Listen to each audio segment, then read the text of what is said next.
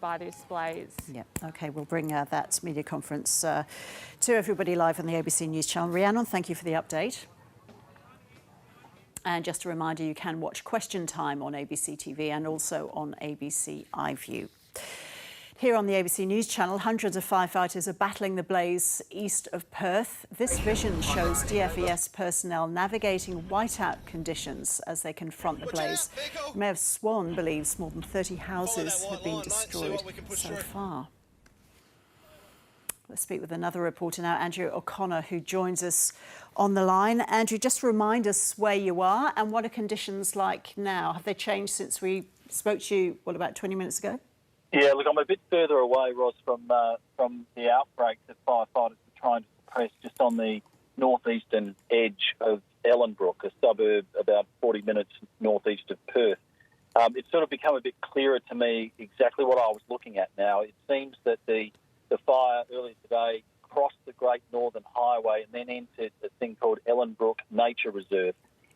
It then sort of burnt in a sort of a finger driven by these northeasterly winds, so down in a southwesterly direction directly towards Ellenbrook. And just the firefighters appear to have stopped it short of Railway Parade, about 300 or 400 metres maybe from the nearest houses. There are a couple of areas of importance in the vicinity of where the fighting was going on that I witnessed. There's a road train assembly area just south of there. There's an animal kennels just south of there. I was just at a roadblock where people were going in to collect their animals from the kennels down on Apple Street. So obviously a lot of concerned people about the fate of their animals there. But from where I am right now, all I can see is smoke. I was asked to leave the area that I was in because they were closing it off, and so I've not got line of sight on the firefighting activity right now. OK. So there are people still in the area, you said, going to collect their animals, but are you aware of anybody who's decided to stay there to defend their homes? No, in fact, the opposite. The people, every person that I spoke to this morning was intending to leave. The first family that I came across, a bloke by the name of Chris Williams, was standing in his driveway looking towards the pall of smoke that was coming from the hills, telling me that he'd been up since 2 a.m. packing his vehicles and getting ready to go. So I went and had a look through Ellenbrook and tried to get a closer look at the fire and came back to his place maybe an hour later, and that's when they were leaving. So the people that I spoke to made a clear decision that they thought the fire was coming in this direction and they didn't want to be here if it arrived. But at this stage, it seems as though the combination of the conditions and the efforts of firefighters thus far have prevented it from spreading into this suburb. OK, so conditions have eased, have they? Winds are no longer as fierce as they were, but it's still very hot. Look, it is hot, and there is a bit of wind, but there's certainly not the gusts and the strong easterlies that were really fanning this blaze yesterday. That's got to be helping firefighters as they sort of deal with these outbreaks and try and constrain the edges of this fire short of Ellenbrook. But I haven't had a look at the forecast, to be honest, Ros, so I don't know what the forecast is later in the day. But normally in Western Australia, winds swing round to the southwest later in the day. So again, if that happens, that would blow the fire back on itself and further assist firefighters. And these firefighters must be pretty tired. They've been going, since more than 24 hours? Yeah, since yesterday. I mean, like their counterparts on the East Coast, Ros, though, I think they're all accustomed to long-duration efforts. They train for this. They manage their resources very well, and they relieve their teams, before fatigue sets in a dangerous way. So, I'm sure they've got that in hand. Just remind us of how far away from Perth itself and the city of Perth you are. Ellenbrook is sort of almost a satellite suburb. It's a very new suburb, very densely packed and populated on the far northeastern fringes of the city. What makes it particularly vulnerable to fire is that it is surrounded essentially by, either natural bushland or cleared farmland. So, excuse me. So if a fire starts in the hills, as this one did, and as they often do, and then finds its way down onto the flat, Ellenbrook could find itself in the path of that blaze. That's what people here have been concerned about since yesterday when this fire really started to take hold. Initially, It didn't seem like it was going to be a big problem. There was one house lost and then there were three, but it didn't seem like it was going to sort of spread to the magnitude that it has, nor pose the threat to sort of settled suburban areas in the way that it has. Okay, so it was overnight that it really hit crisis point. Yes, I think late yesterday it was really building. It was the winds that really fanned it to the point where it became just not possible to control. In fact, firefighters were saying late yesterday that they weren't even trying to control it. What they were trying to do was just protect lives and property. They had focused their efforts and their energy and their resources on protecting particular properties rather than trying to sort of establish containment lines and hold the fire back. Yeah. We've got you on the phone. Unfortunately, we can't see what you can see. So we spoke to our reporter, Rhiannon Shine, a short time ago. And over the course of an hour, the conditions behind her had changed, that there was a very eerie orange glow in the sky. What is that what you can see there? Is ash falling? What's the smell of smoke like? Look, where I am, the smoke is a little to the east of me. I am under smoke at the moment, but it's quite strange because when I got here this morning, you could literally drive maybe a kilometre and you would be under blue sky. So the smoke was quite concentrated in a thick plume this morning. It seems to have dispersed as the velocity of the wind has dropped off. But in this part of Ellenbrook, it's basically under a cloud of smoke. And to the east from here, I can see exactly what Rhiannon is talking about. It's very thick pall of smoke. There is an orange glow from the sun. So that's obviously where the main blaze is. Andrew, we'll leave it there for now, but I'm sure we'll be talking to you again very shortly. Thanks for that update. Okay, thank you.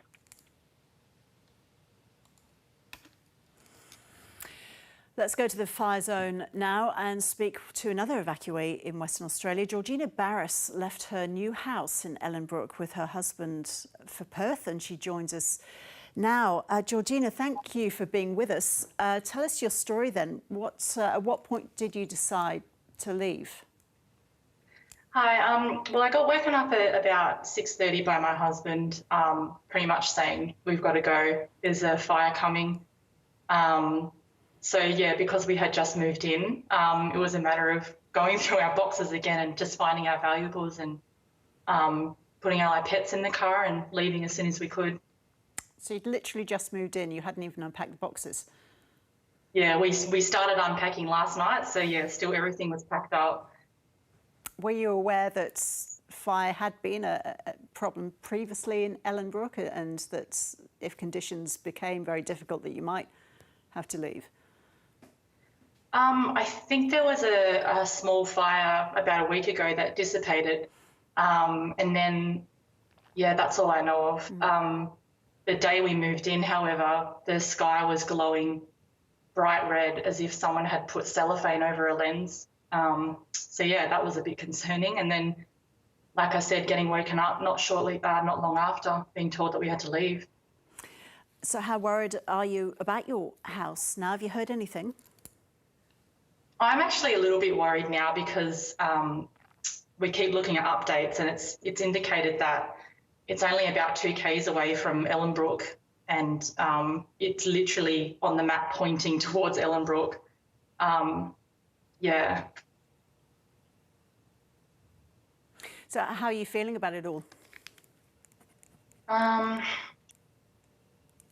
Yeah, because everything happened so quickly, I guess it hasn't really sunk in yet. I am a bit worried. Just looking at the images now is really worrying. Knowing that people have been injured as well is not, yeah, it's a lot worse than I thought. Reports of a firefighter having been injured. What was it like when you left last night in terms of the conditions? So we left this morning. Lots of thick cloud cover, glowing, you know, like an amber almost, ash falling. Yeah, and then I guess about 5 minutes towards the city, the sky started to clear up and it was blue.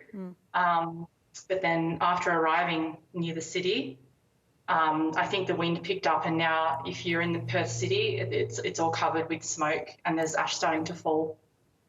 Have you heard from many of your new neighbours, perhaps who are closer to the fire site than you are there in Perth?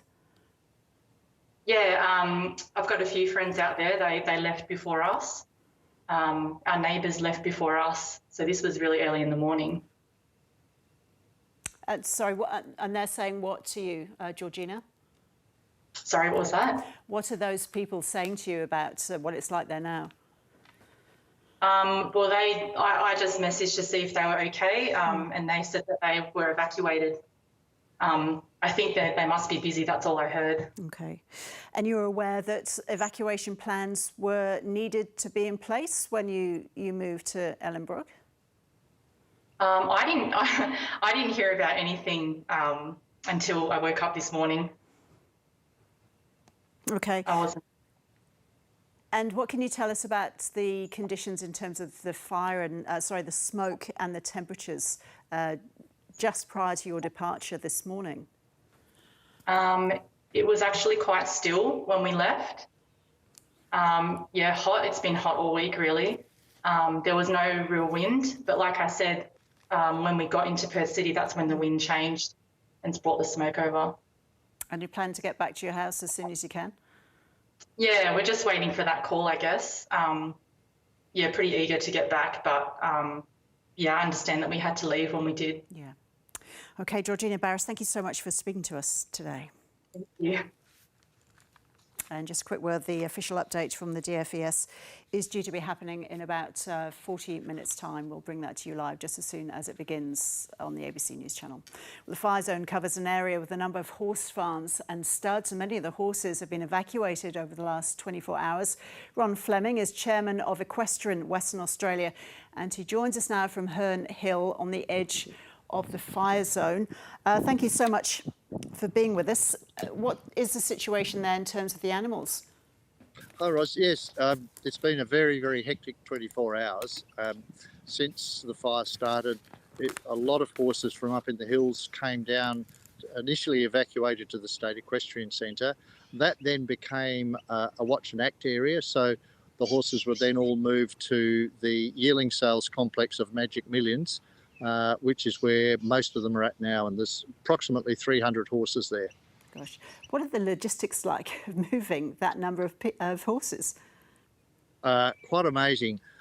Lots of people offer to help always, so horses getting to the State Equestrian Centre, a number were brought by other people, and so when the decision was made to move them to the second evacuation site, I actually came home and grabbed my horse truck and assisted and did a couple of loads of those, and then continued through the night actually picking up horses on various different properties around here where they didn't have sufficient horse floats or ability to move all of their horses off.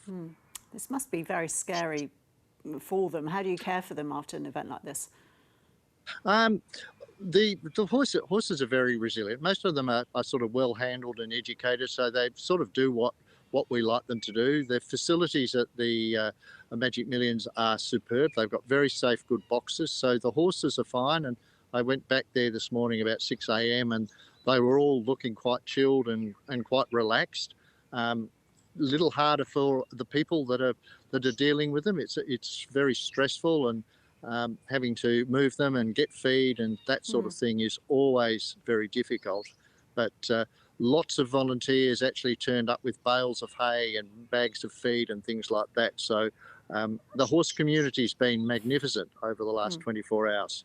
And we hope that there aren't any animals that are still left out there in the fire zone. As far as you're aware, what's the situation with that? As far as the domesticated animals, I believe that the majority had sufficient warning to get out. There may have been one or two early in the piece yesterday that didn't have a lot of warning because it was quite windy yesterday.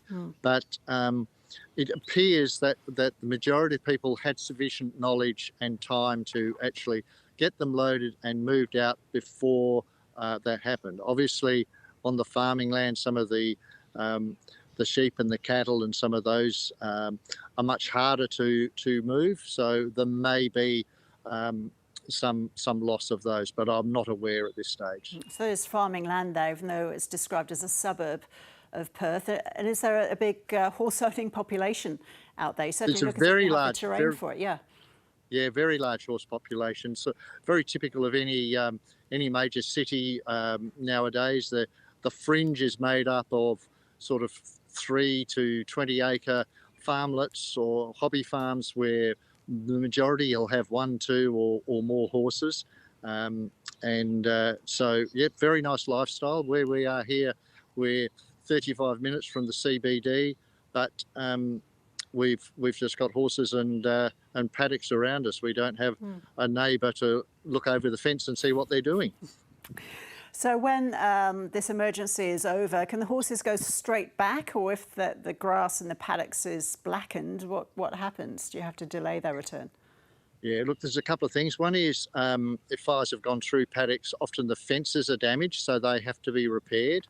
And then the secondary thing is where the water bombers have been, the ones that have used the retardant, you can't put stock back on those paddocks for a period. I'm unsure exactly how long it is, but the retardant is actually not good for the animals to be on grazing. So there's a bit of a delay in being able to get back on if they've water bombed it. Which if it saved your stables or your shed or your house, that's a small price to pay.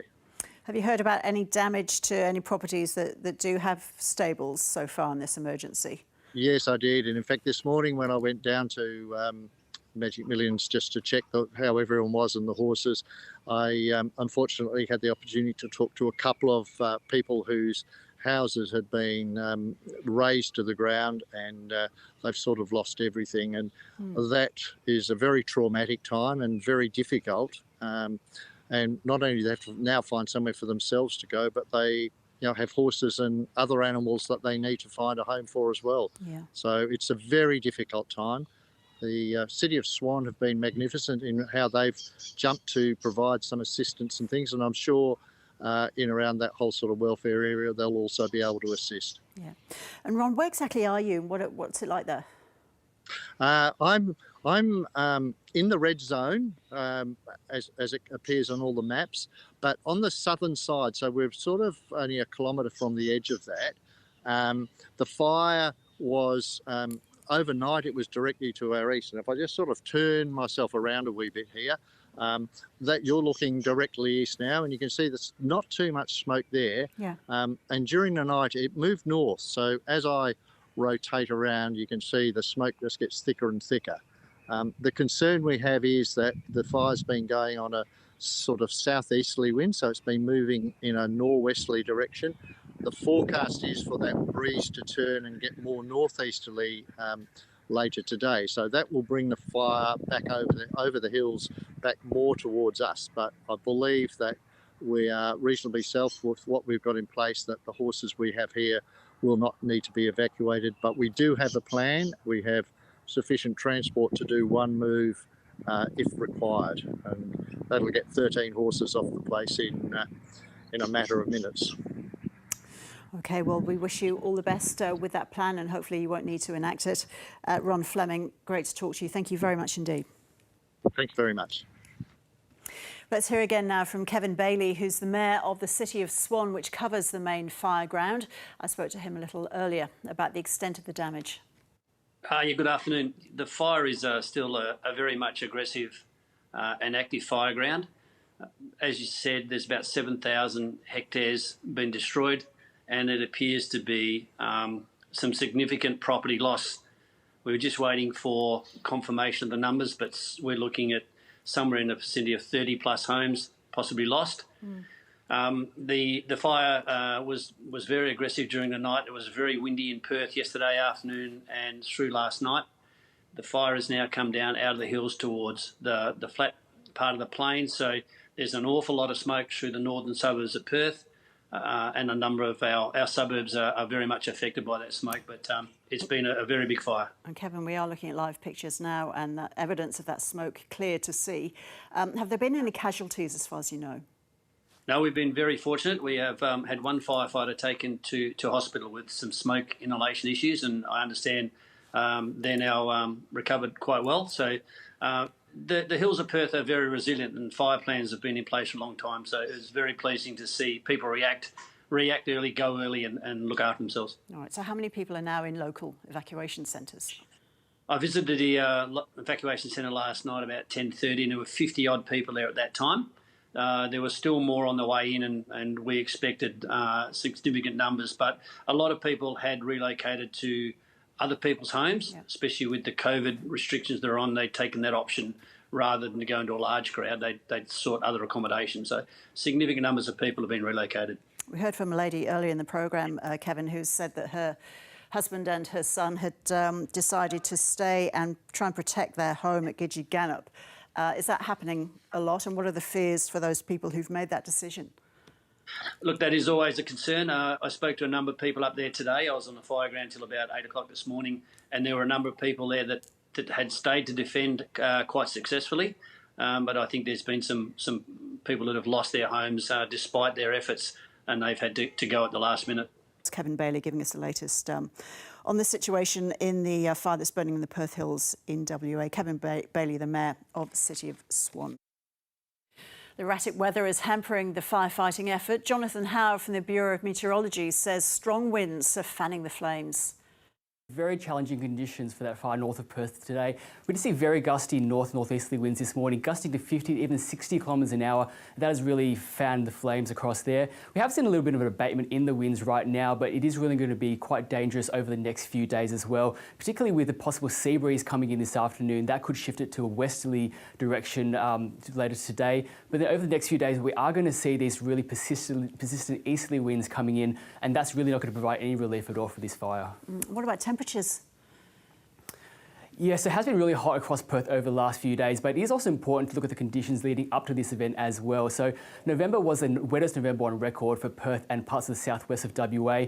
But then since the 1st of December, they've only seen less than 5 millimetres of rain. And so all that rain across November has probably helped to actually encourage some of that grass and forest growth. And it has all dried out during December. And January was probably one of, if not the warmest January on record for Perth as well, with temperatures over the last few days getting up into the mid to high 30s as well, and mid 30s again for today. The good news is that we will see the temperatures drop back into the low to mid 30s over the next few days, but we really do need rain, and with that wind, it's just not going to let up. All right. Any sign of rain? Yeah, so there is the potential for a tropical low moving down from the north over the next few days. Quite a bit of uncertainty with this one, but it could be a bit of a double-edged sword. So as it moves down the coast, we will see those really gusty easterly winds pick up, and we could also see some rain fall over the weekend as well. But there is quite a bit of uncertainty about how that tropical low or cyclone does develop over the next few days across the Pilbara as well. But at this stage, the next chance of any good rain is looking to be Saturday and even Sunday as well. Okay, so you're saying that the winds are likely to increase in strength as time goes on, as over the next few days? Yeah, that's right. So the tropical low is going to move off the coast over the next 24 hours or so and then turn towards the south. And particularly from Thursday and Friday, we'll start to see the winds really increase across southwestern parts of WA as the low pressure system starts to move towards the south as well. But whether or not it does move, I guess, more offshore or along the coast, southwestern parts of WA are going to see that increase in winds, and just waiting to see whether that rain does impact or does provide a bit of relief across the Perth area. When were you aware that these conditions were coming? Would you say, Jonathan, that we were going to have a combination of these gusty winds and these high temperatures that would create this very bad fire conditions? Yeah, so leading up into summer, we are in a La Nina period, and even though that means wetter than average conditions for eastern Australia, for the southwest of WA, it is the exact opposite, where we are likely to see, and have seen in fact, higher than average temperatures and dry conditions, and that has played out over the summer so far. And so we have seen a real drying out of those grass fuels and also forest fuels as well over the past few months. And unfortunately, it has led to this fire starting and very dangerous conditions, which is what we hard to expect for this time of year. Chris Spencer is a resident of Averley. His home is 400 metres from the red fire zone. He and his family are prepared to evacuate, and he joins us now. Chris, thanks for being with us at this very tense time. We can see the smoke and the colour of the sky behind you. So you're not quite in the red zone yet. So you're staying put until you are? Yeah, absolutely. Since about 20 past 2 in the morning, we've been in the yellow zone, as I said, about 400 metres from the red zone. Know quite a few other people who are only 500 metres away and did evacuate. around 5 a.m. this morning. I run a large community page called Averley Community Online, which has been fantastic at people coordinating their efforts, helping each other out, and sort of trying to clear up any miscommunication as well. But as you can see, it's been very smoky. The ash has been falling. About an hour ago, it was a lot more ash falling, bigger chunks. Our pool had a nice layer of film over the top. But it has started to slow down a bit now. We were expecting around 8 a.m. the wind to change direction, and we were fully expected to have to leave with that. So we were packed, our 3 kids, a bit anxious about having to leave and packing up all their video games and that as essential items. So yeah, it's been an interesting week over here in Western Australia, and this is just another thing to add to it. So you think you might get away with it? I think we might. They're working really hard. I've been listening on the emergency radio, and they've just got a big aircraft in from down south that's helping them to contain it at a railway parade, which is not that, well, probably about 10, 15 k's away from us, and they're trying to stem the flow of the fire there. They've done an amazing job. The work they have done. I just heard some of them have been working since midnight and haven't had anything to eat or drink, and they were trying to get supplies to them. So we are eternally grateful for what they're doing. Yeah. And your neighbours have made the same decision as you say? They're staying for now? Yeah, I spoke with neighbours on both sides and some friends across the road, and everyone was being quite practical about it and just saying, we will watch, we are ready to go if we have to at the drop of a hat, but at this point we are all still here. Have you been in this situation before with fires, Chris? We have, since we've been in Averley about 13 years, and we've had a couple just in local scrub bushland behind us, one that was really close, we could feel flames, and that was contained very quickly, very different scale to this beast they're dealing with. But we have had a bit of experience in dealing with a few in the time we've been here in the Australian summer. How are the kids coping with it? Better now. They're still... we have one child who has ASD, and he was very anxious and put his mask on straight away, seeing we're only a couple of days into having mandatory mask wearing. The kids have done well. They did get straight into it. They were ready to go at the drop of a hat. We kept saying at the drop of a hat so many times this morning. So they've been very resilient. So we're super proud of them. Yeah. And what's the situation with native wildlife in the area? We have a very unique thing here in Averley, out in the Swan Valley. We have peacocks that roam our streets, and we have emus here. Up until recently, there were some kangaroos around as well. So there have been quite a few local citizens on the page I run who've been sending photos of the emus recently, that they're okay. I haven't heard much about the peacocks yet, but I think they're okay because it hasn't got that close to us yet. But they can still become distressed with the smoke and all that. So hopefully all of our absolutely wonderful wildlife is okay. Let's hope so. What's communication been like throughout this, Chris? I mean, do you feel you've been on top of the latest what's going on? Absolutely, yeah. I like to know information and get it out to the people. And the emergency services have been fantastic. Their updates since this started around midday yesterday have been exceptional. You can't fault them. It's been fantastic. We haven't felt out of the loop once. You want in a situation. Absolutely, but you must be exhausted if you've been up since 2. I have, yeah. I think I got about an hour's sleep. Sort of about, I thought I'd better get some in case we have to do something big tomorrow. But as you can imagine, it was a bit hard to relax totally. Yeah. So you got the car in the driveway ready to go and packed? We got 2 cars locked and loaded. All right, Chris, hopefully you won't have to get in them and drive away. Chris Spencer, thank you. Thank you very much. Tara Leida is a resident who has already left for an evacuation centre at Brown Park in the suburb of Swan View. I spoke to her a short time ago. We left at about 2:30 this morning when we got the SMS and a phone call to evacuate. We've got 7 and 2 dogs in the house, and we thought best to pack up and go. So what were conditions like in the early hours of the morning when you left? Just very windy when we left, which is not a good sign. It wasn't too smoky at that point. We could see a glow over the hills, but just a lot of wind at that time. So I'm guessing you didn't get any sleep before that? No, we knew around 10:30 that it was not looking good, so we sort of just laid there and every hour checked the internet, but then when the SMS came through, we knew what that meant. Where is your property, Tara? We're actually in the Vines. It's a residential area, but on the golf course. We've had fires there before. I thought we'd be okay, but I haven't seen it like this before. It's quite concerning. Yeah. Are you worried about your property? I wasn't when we left. I thought we were just doing the right thing, leaving. That's the safe thing to do with the kids and the dogs. But as time's going on, I am getting a little concerned now. And you were clear about your evacuation plan, and you had an emergency plan in place because you said you've experienced fires there before. Yes, but it wasn't much of a plan. It was just to grab the passports, birth certificates, dogs, kids, and leave. I've got a daughter in year 12 that's got her graduation ball in a couple of weeks. We had her outfit in our hand and went, no, it'll be all right, we'll leave it here. Now we're second thinking that was a bad choice. She may need a new outfit. Let's hope not. Do you know where the fire is right now in relation to your house? I believe it's not too far. I haven't got confirmed because I haven't got much idea why I'm here, but I have heard rumours that it's jumped over the highway now, and it's just down the road. I'm not 100% sure. Okay, and what about your neighbours? Did they take the same course of action as you? Some of them did, and some of them stayed. And I haven't been able to speak to any at this stage to see how they're going, the ones that have left. I've got a few photos with a lot of smoke around the area. What is communication like there with mobile phones, etc.?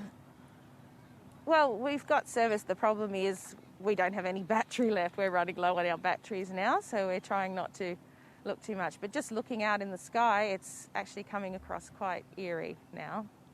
Can you describe that a little bit? We can see it's glowing almost in the shot that we have of you. Yes, yeah, that's what it is like. It's just very dirty looking. I don't know how else to describe it.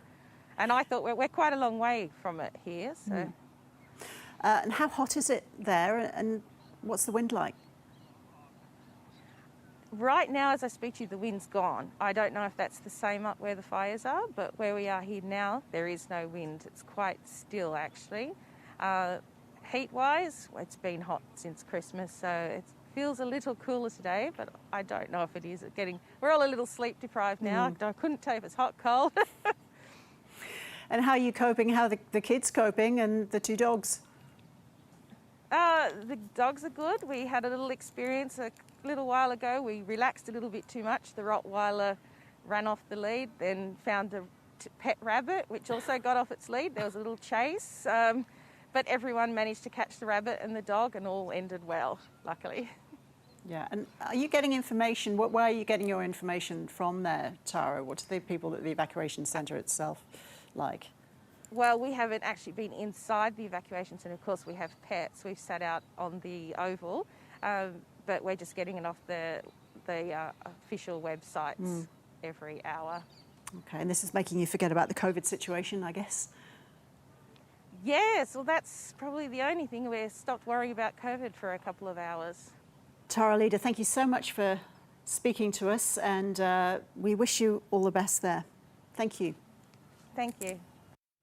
Let's just mention an event that's due to come up any minute now. That's the Premier of WA, Mark McGowan, who's due to give an update primarily on the COVID situation, which of course is still going on in Perth, but doubtless he'll be asked questions about the fire that is burning to the northeast of the city. And reporter Nicholas Perpich joins us now. He's in Gidgegannup. Nick, where exactly are you? And we can see that there's an awful lot of smoke behind you. Yes, hi Roz. So we're just next to Red Hill, and the fire is behind Red Hill, directly behind us here. You can see the dark smoke and a bit of a glow.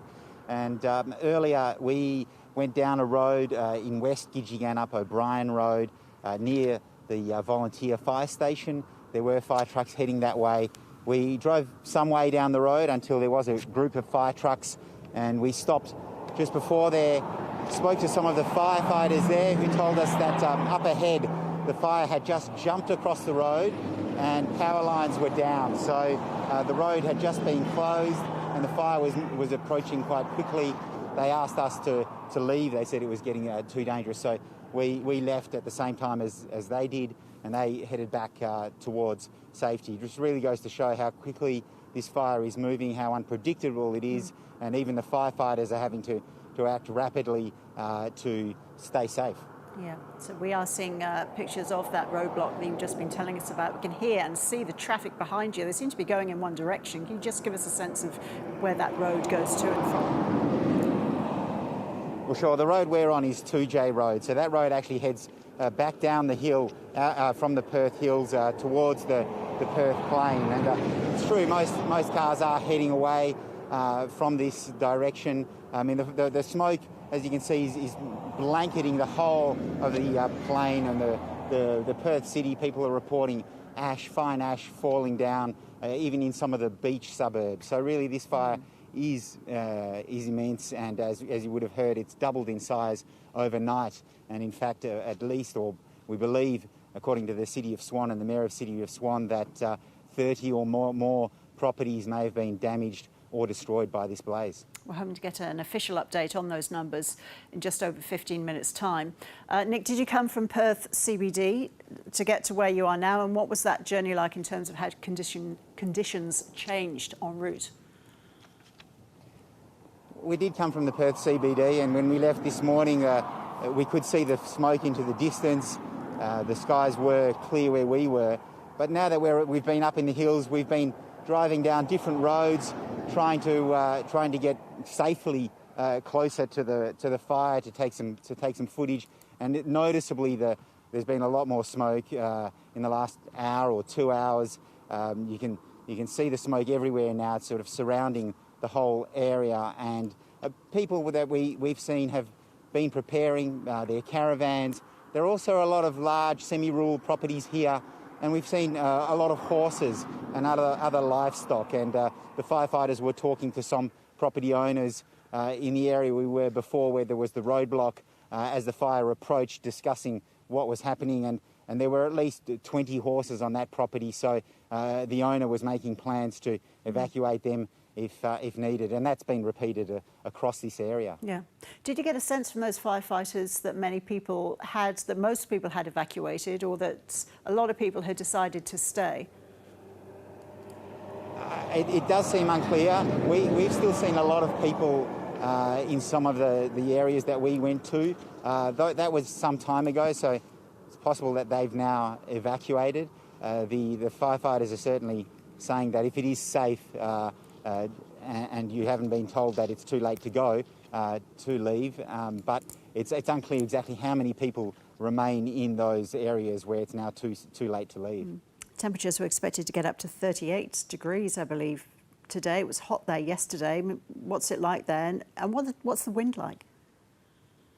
Well, strangely, it's not that hot. Maybe that's partly due to the cloud cover. But we've had this pattern of easterly winds that have continued through the night. And that's similar to what we saw with a fire further north in Perth last month.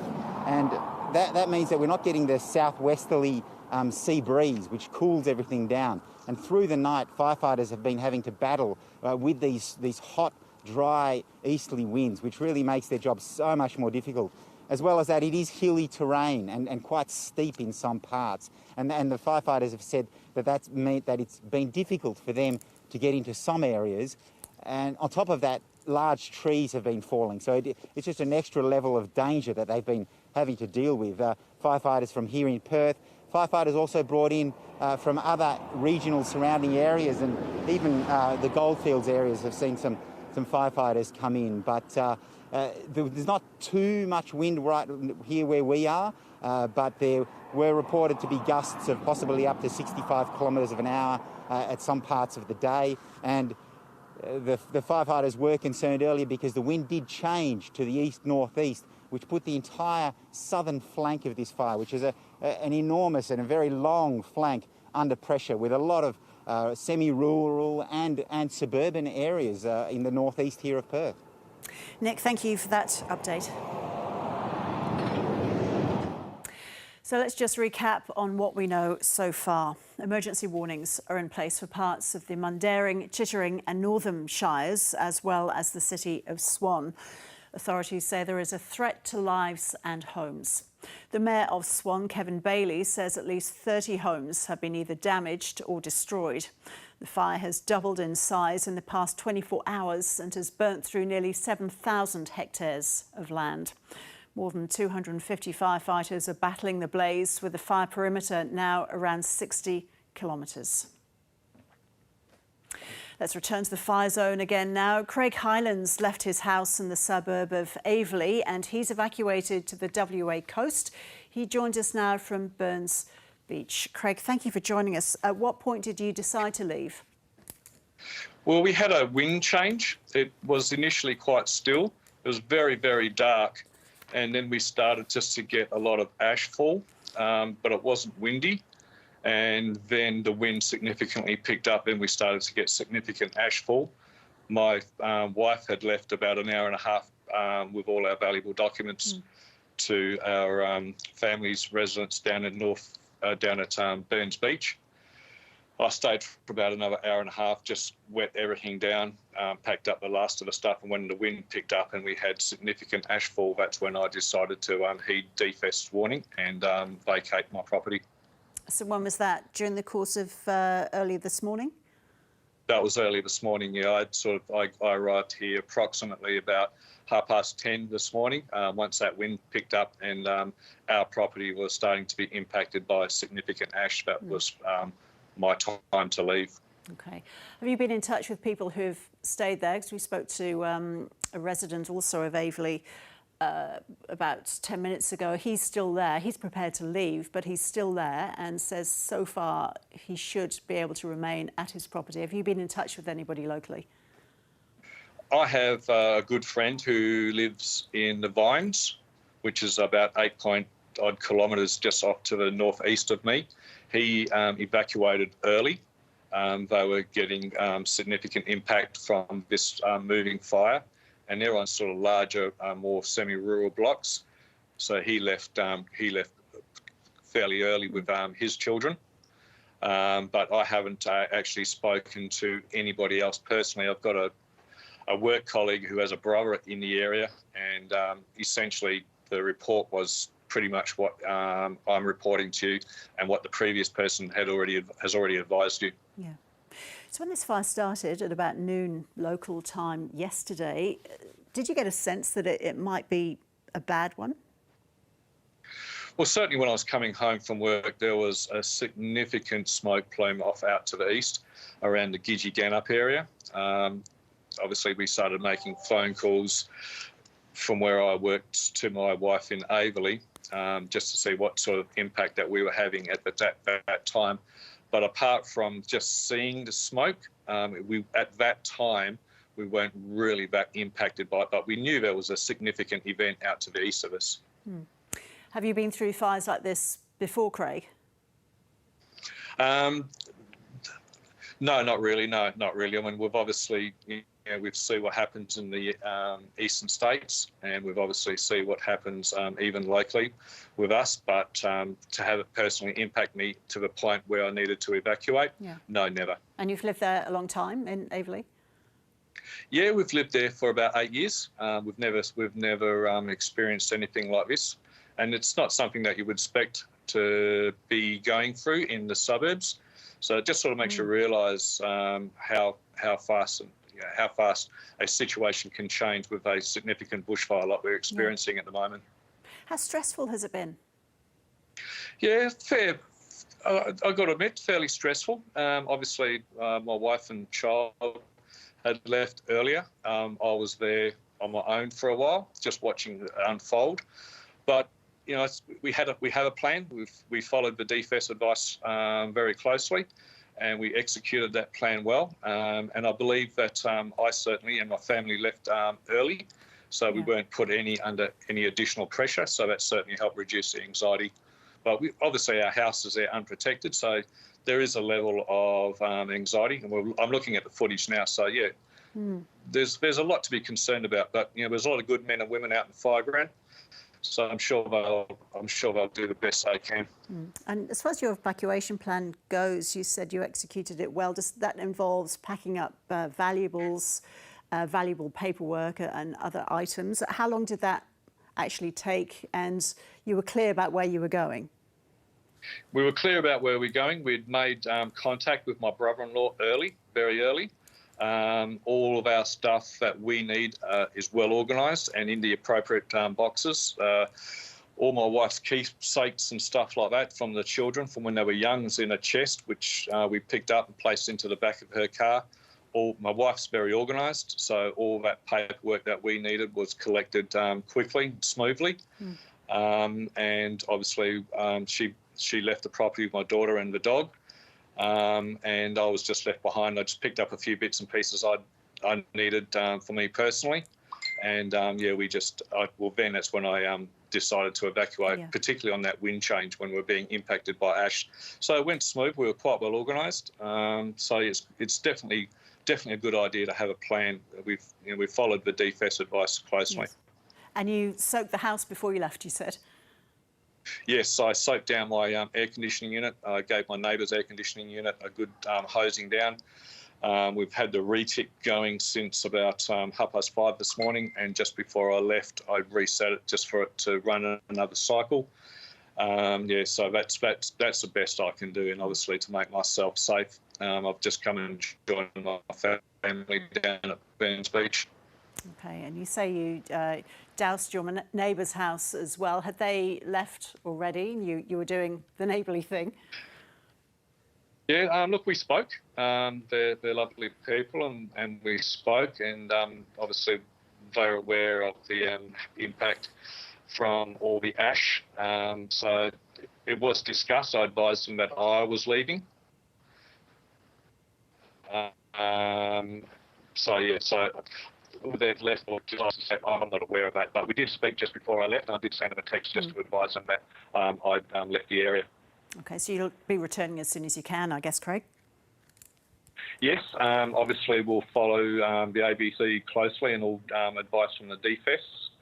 And obviously when it is safe to do so, we'll return at an appropriate time, taking in mind there'll probably be a lot of people heading back around at the same time. So we'll probably leave a little bit later just to keep clear of the roads. There's a lot of people exiting Aveley and Ellenbrook area, as you would understand. So I would imagine when it's safe to return, there'll be a lot of people keen to get back. So we'll get back when we feel it's safe to do so. Okay. Craig Highlands, thank you so much for talking to us during this very anxious time. We appreciate it. Thanks so much for your time. We really appreciate the interest. We're taking you now to Perth, where Premier Mark McGowan, Premier WA, is stepping up.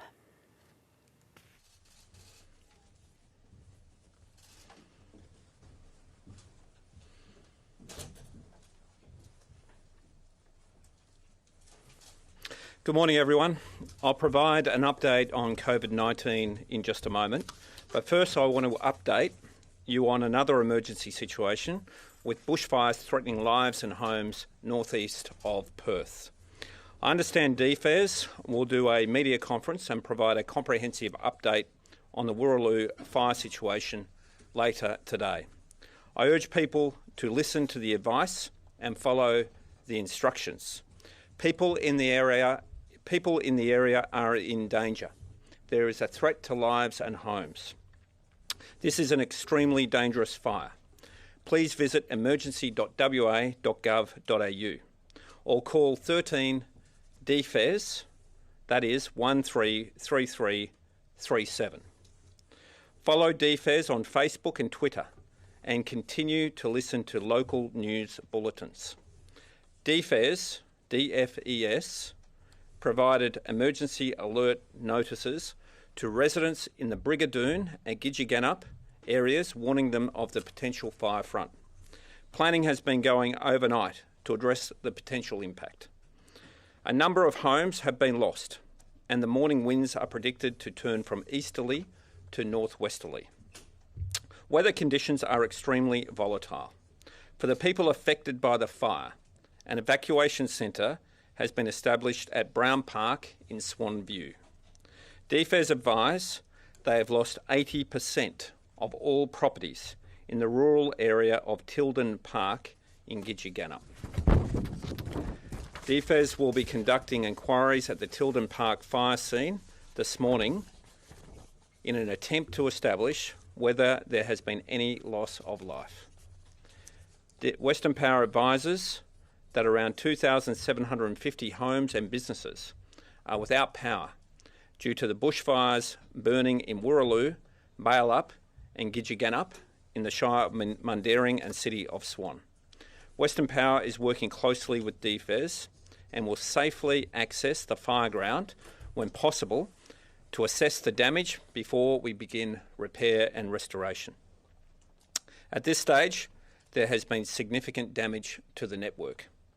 We urge people to stay 8 metres away from, as a minimum, from any fallen power lines or other damage to the network, and report it to us on 131351 so that emergency response crews can attend the hazard and make the area safe.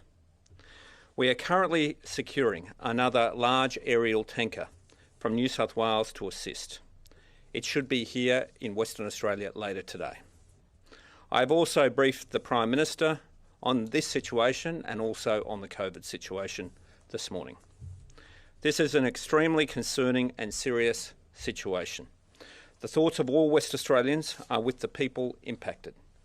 Right now, WA is battling 2 different kinds of emergencies: a dangerous fire emergency and a COVID-19 lockdown emergency.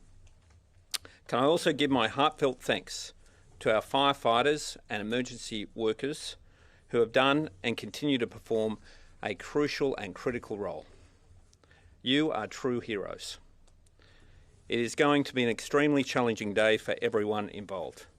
Please do everything you can to keep you and your family safe and look after each other. DFES will provide further updates today. Yesterday, we commenced extended hours at our COVID testing clinics. All COVID clinics in the Perth metro area will be open until 10 p.m. for at least the remainder of this week. We also opened a new pop-up COVID clinic at the Rise in Maylands to assist those who may have visited any of the exposure sites in Maylands. The Maylands pop-up clinic will also be open until 10 p.m. tonight. For the full list of clinics, visit the Healthy WA website. There are currently 33 clinics across Perth, Peel and the southwest. After a busy morning at our COVID clinics yesterday, it was good to see the queues had reduced by late afternoon. Can I again sincerely thank everyone for their patience while waiting to be tested, especially in the heat. Queues are expected and have been the norm across Australia for the past 12 months. But I know it can be frustrating, but I thank you for your understanding. I'd also like to thank the Health Department staff at the clinics who've been working long hours in difficult conditions to help keep the community safe. The Health Minister will provide some additional information on COVID clinics in a moment. Now on to today's numbers. Yesterday we performed a record amount of testing across all our testing sites. It was an incredible result. In total, 16,490 tests were conducted. This result on day one of lockdown is an amazing number. Thank you to everyone who came forward and got tested. You've all done your state proud. To put that testing number into comparison, this is more than double the number of tests completed the day after the Northern Beaches outbreak in Sydney. Thank you to everyone. Hopefully we can do it again today. I can also announce that WA has recorded no new local cases of COVID-19 of the test results received. This is our second 0 in a row day now. Given the amount of testing completed, this is very encouraging news. In other good news, no new overseas cases were also recorded. However, as was announced late yesterday by the Health Department, we have recorded one historical case based on overseas travel. This is the man who travelled from Mexico and via New South Wales to Perth. Health have confirmed he was negative and not infectious whilst in WA. Back to the security guard. Extensive testing and contact tracing has been ongoing. In total, 151 close contacts have now been identified. In addition, 68 casual contacts have also been identified. Each of these contacts are being tested, and so far 104 have returned negative results. As I said yesterday, the contact tracing team will continue its work, so the number of contacts will increase. We are constantly updating the Government of WA website with information on the lockdown. I urge West Australians to please check wa.gov.au for information on what you can and can't do during this time. We know the situation is not perfect, but it's designed to keep everyone safe.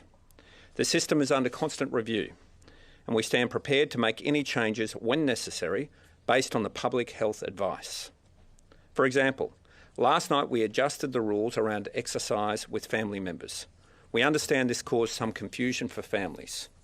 On public health grounds, the rules have been amended to allow a maximum of 2 adults from the same household and their children to exercise in their neighbourhood up to a maximum of 5 people for 1 hour each day.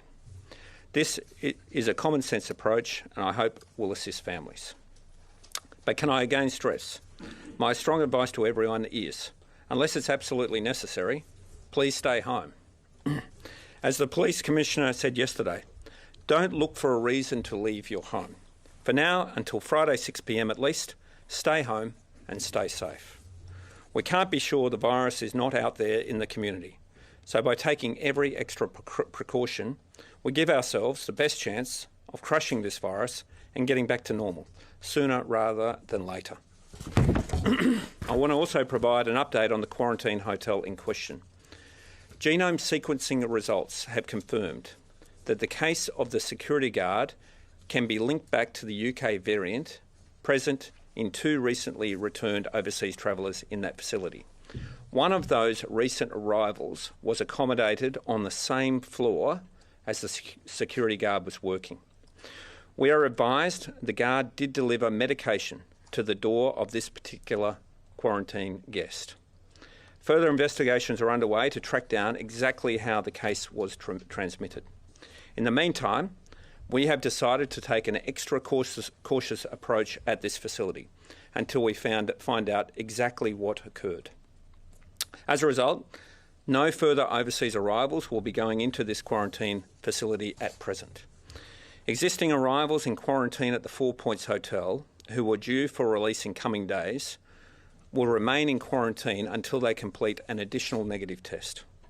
Anyone who has been recently released from this facility, going back to the 25th of January, are being contacted directly by our health teams to instruct them to remain in self-quarantine until they receive a further negative test result. I stress, these are all extra precautions we are putting in place. We have learnt with COVID-19, you can't take anything for granted. I announced yesterday that our expansion of the Safe WA contact register system has been fast-tracked. The expanded system has now come into effect from 6 a.m. this morning.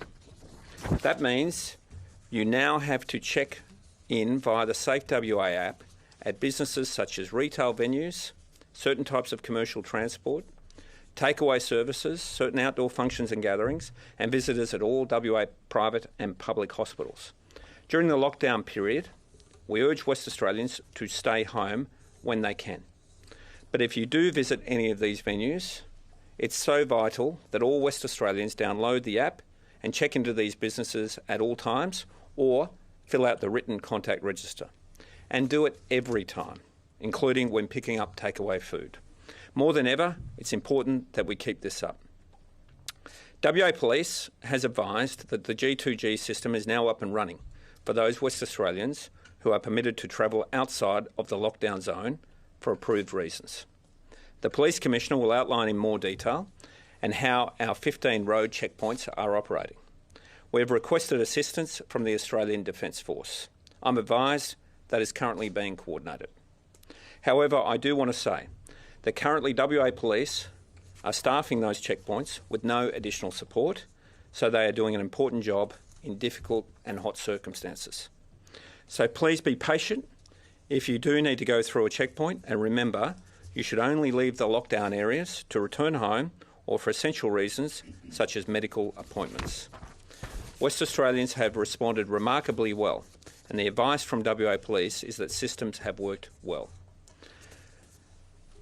These are challenging times, there's no doubt about that. But in times like these, West Australians step up. It's what we do. I've never been more proud to be a West Australian, or more proud of the way our community continues to respond to the challenges that continue to arise. To each and every West Australian, thank you. Please keep up the good work and help keep our state safe. And please stay home. And if you have to go out, wear a mask. If you have been unwell, symptomatic, or visited a potential exposure site, please get tested. I urge you, get tested. If you have a negative test and then become unwell, get tested again. I'll now hand over to the Commissioner of Police.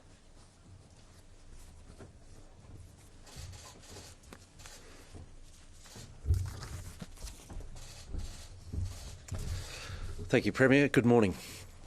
In respect of the COVID emergency lockdown, what we're seeing on the streets of Perth and the southwest is very heartening and very encouraging. The vast majority of people are staying home, they're following the rules and they're wearing masks.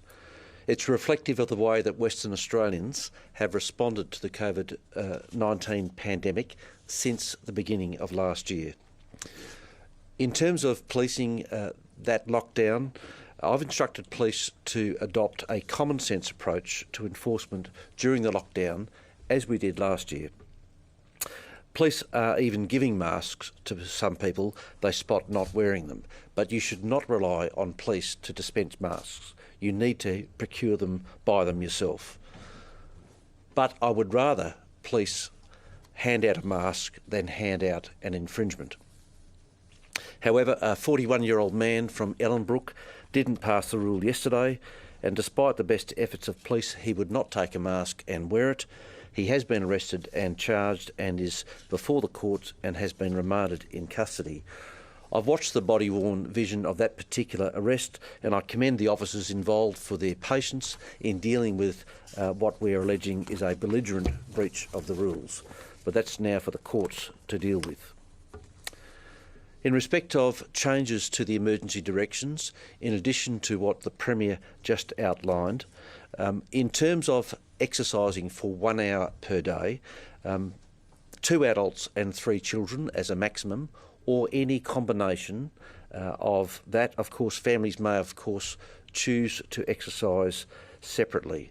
But again, please act responsibly. Remember, the aim of the lockdown is to stop the movement of people, and that is to stop the movement of the virus. That's the whole reason behind this.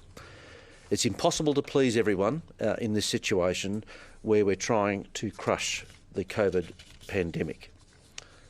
In regard to the G2G pass, to enable travel from people who are approved to go across the Perth, Peel and South West regional borders, that is now up and running. You can go to g2gpass.com.au and submit your travel application. If you have an existing G2G Pass account, it's simply a matter of logging back on to that account and making a fresh application, but please do not create a new account if you have an existing G2G Pass. Once you've submitted that G2G, you should receive your response via email quite quickly. Importantly, reinforcing the health messages. If you're feeling unwell and you have COVID-19-like symptoms, you cannot travel at all. You must stay home, you must isolate yourselves, and we want you to get a test as soon as possible. Police will continue to conduct random stops and checkpoint activities. Please carry identification with you, such things as an email from your boss or an appointment letter if you're travelling to a medical appointment, things like that. Carry that with you, and obviously if you've got a QR code on your phone, that's going to be an efficient way for us to get you through these checkpoints. In regard to the Australian Defence Force, they have agreed and will be assisting police in manning our regional borders, and it's pleasing that they are once again supporting us in that role. Police Health Department also continue to receive good assistance from the Australian Defence Force at our quarantine hotels and also with things like logistics and planning. And I thank the ADF for their support at this crucial time when we're dealing with multiple emergencies. Some additional comments about the Wooroloo fire emergency. The loss of these homes and property is an immense tragedy, and I extend my thoughts to everyone affected, and I also add my thanks to those frontline fire, emergency and volunteer officers and police who are battling this emergency. To the community in the affected and immediate areas around that fire, let me reinforce and be very clear. The fire is still uncontrolled. If you are in a lockdown situation or in any form of isolation or quarantine for COVID-19, you must do whatever you need to do, and you are allowed to do this under our rules, to protect your life and those of your immediate families, of course. The vast majority of Western Australians are in lockdown, and the fire threat is continuing. At the same time, of course, there are other natural hazards across the state. But in respect to this fire, let me once again be very clear. I urge people to stay informed and prepare themselves, listening to ABC Radio, monitoring the Emergency WA website. We need people to use their common sense to keep yourself and your loved ones safe. If you are under threat, leave your property and go to suitable premises. Don't stay in that property if you think you have to obey the COVID rules. You must leave the property if you're under threat and go to suitable premises and keep us informed. Some comments in respect of the police investigation into the matter we discussed yesterday, which we call case number 903. Firstly, a couple of comments. I can confirm that case 903 is a licensed security guard. I'm aware of some public information out there, and I'll confirm that ACE Events is a licensed security agency. Police and health are working closely together to establish case 903's exact movements, when and with whom he came into contact. We have a lot of information that health have clearly already are dealing with. The police investigation will complement what health have already collected, but this must and is being done in a thorough and comprehensive manner to ensure we can get as much information as possible as to when this man was infected and where he has been in the community while infectious. The police investigation team has collected a lot of information in addition yesterday and will continue to do so. We are also working very closely with Professor Weeramanthri in his clinical and procedural review, which will be proceeding further this week. I will not be expanding further on the current state of this investigation, as we all must let this team do their job and do it with priority. And you will be updated when there are matters of significance that do need to be made public. Thank you. Commissioner, your failure to address or expand on the case of the security guard only fuels all the rumours, the speculations, the innuendos about what he was up to, particularly in the cases of visiting fuel stations, his pattern of behaviour while he was infectious and waiting the results of his test. The Premier addressed this issue about all these rumours and innuendos that are just swirling around as an active overdrive. I'm just surprised that you're taking that tack. Jeff, I have not got a single report yet to confirm or deny any of those matters that are swirling around. What we must do is not run on rumour. We must run on fact. Exactly. We always do that. Exactly, but you do. I don't have a factual report yet to me because the officers are doing their job now. So, I know that the Premier and the Deputy Premier are about to make some further statements. We'll answer further questions, but we'll take questions after the Deputy Premier has spoken, please. Well, just while can I ask you, just on that matter, I mean, did your officers go and collect the video surveillance, the CCTV from the fuel stations at least? Yes, they've done that. And so what did they deduce? I don't have the results, Jeff. I mean, you've got to understand, this only commenced yesterday. I have been briefed that they've collected CCTV, but look, let's answer those questions after the Deputy Premier's spoken.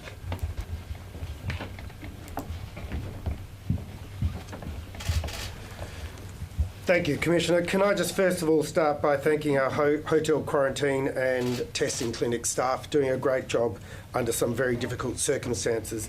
Just some brief comments, and firstly on the Safe WA app. As the Premier said, the new expanded system came into effect at 6 a.m. this morning. I want to emphasise just how important it is to download the app and use it wherever possible. It takes no time at all to download. It is easy to use. The information is safe and secure, but the benefit to the community is enormous.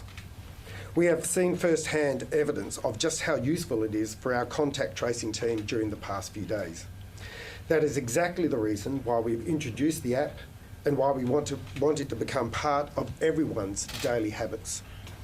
The hotel security guard used the Safe WA app to check in at various places. This data has been incredibly useful. Time is of the essence in these situations. His use of the app allowed the contact tracing team to identify locations and potential close contacts. The contact tracing teams were able to reach people quickly, to get them tested and to get them isolate to reduce the risk of transmission in the community.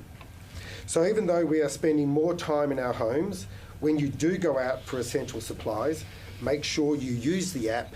It will help everyone.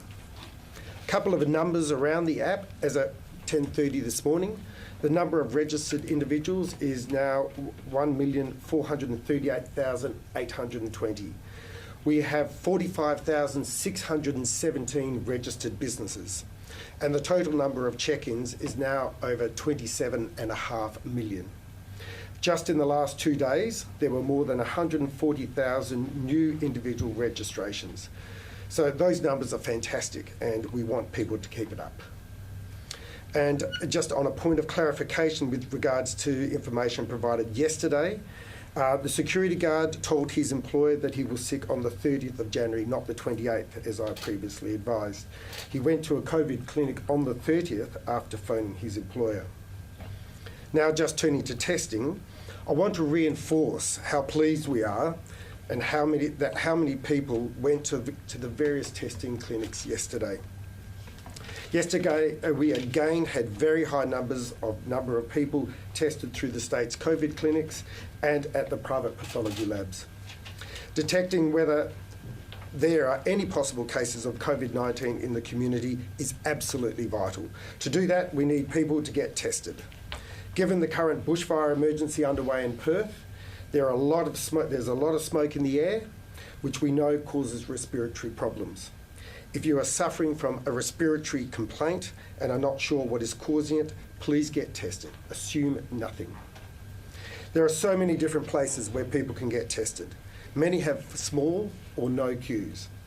WA Health is urging people to consider testing venues other than the 7 COVID clinics and the 1 pop-up public clinic in the Perth metropolitan area. I want to emphasise that all tests are free, whether public or private. Medicare cards will assist, but it's not necessary for the purposes of getting your test. Instead of queuing at hospital clinics, people could look at alternative testing venues, many of which have extended opening hours to accommodate the demand.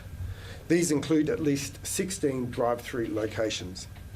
To help meet testing demands, the WA Department of Health has set up a pop-up clinic in Maylands yesterday afternoon. The clinic at the Rise 28th Avenue tested 300 people in just a few hours yesterday, and it is open until 10 p.m. tonight. COVID-19 testing is available from any of the private pathology providers, Australian Clinical Labs, Clinipath and Western Diagnostics, plus the Commonwealth's respiratory clinics. Priorities for testing will include people with symptoms, those people who have contacted the WA Health and asked to get tested and have been asked to get tested, those who were at the venues at the time specified for case 903, and those requiring day 11 testing. Prioritisation at the clinics is also being given to older people and those with disabilities. If you are waiting for a test, please stay patient, show respect to staff and others that are waiting. All clinic hours and locations, public and private, are listed on the Healthy WA website, healthywa.wa.gov.au.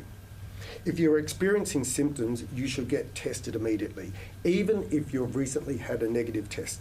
It's important that you make sure you get yourself to a COVID clinic as quickly as possible.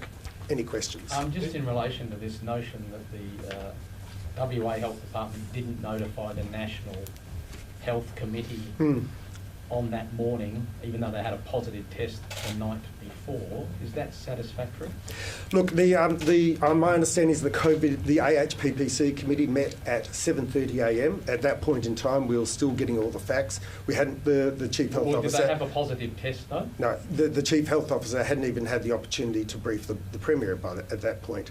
Following the AHPPC meeting, the chief health officer informed the national chief medical officer at 11:30 a.m.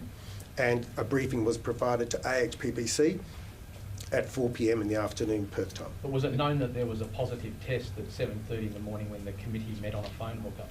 Well, look, obviously we had had a positive test, we knew about it, but we didn't know the details. So consistent with the protocols between the chief medical officers and chief health officers, that information was provided to the national chief medical officer in the appropriate time. Did they know that it was from a hotel quarantine worker at 7:30 in the morning? I don't have those details. Minister, was the security guard who took medicine to the case on the same floor, was the guard wearing a mask or any PPE? We don't know that at this point, Jeff. We do know that happened, and that's obviously going to be subject to the investigation. It was on Sunday. How come you don't know? That information has recently come to hand.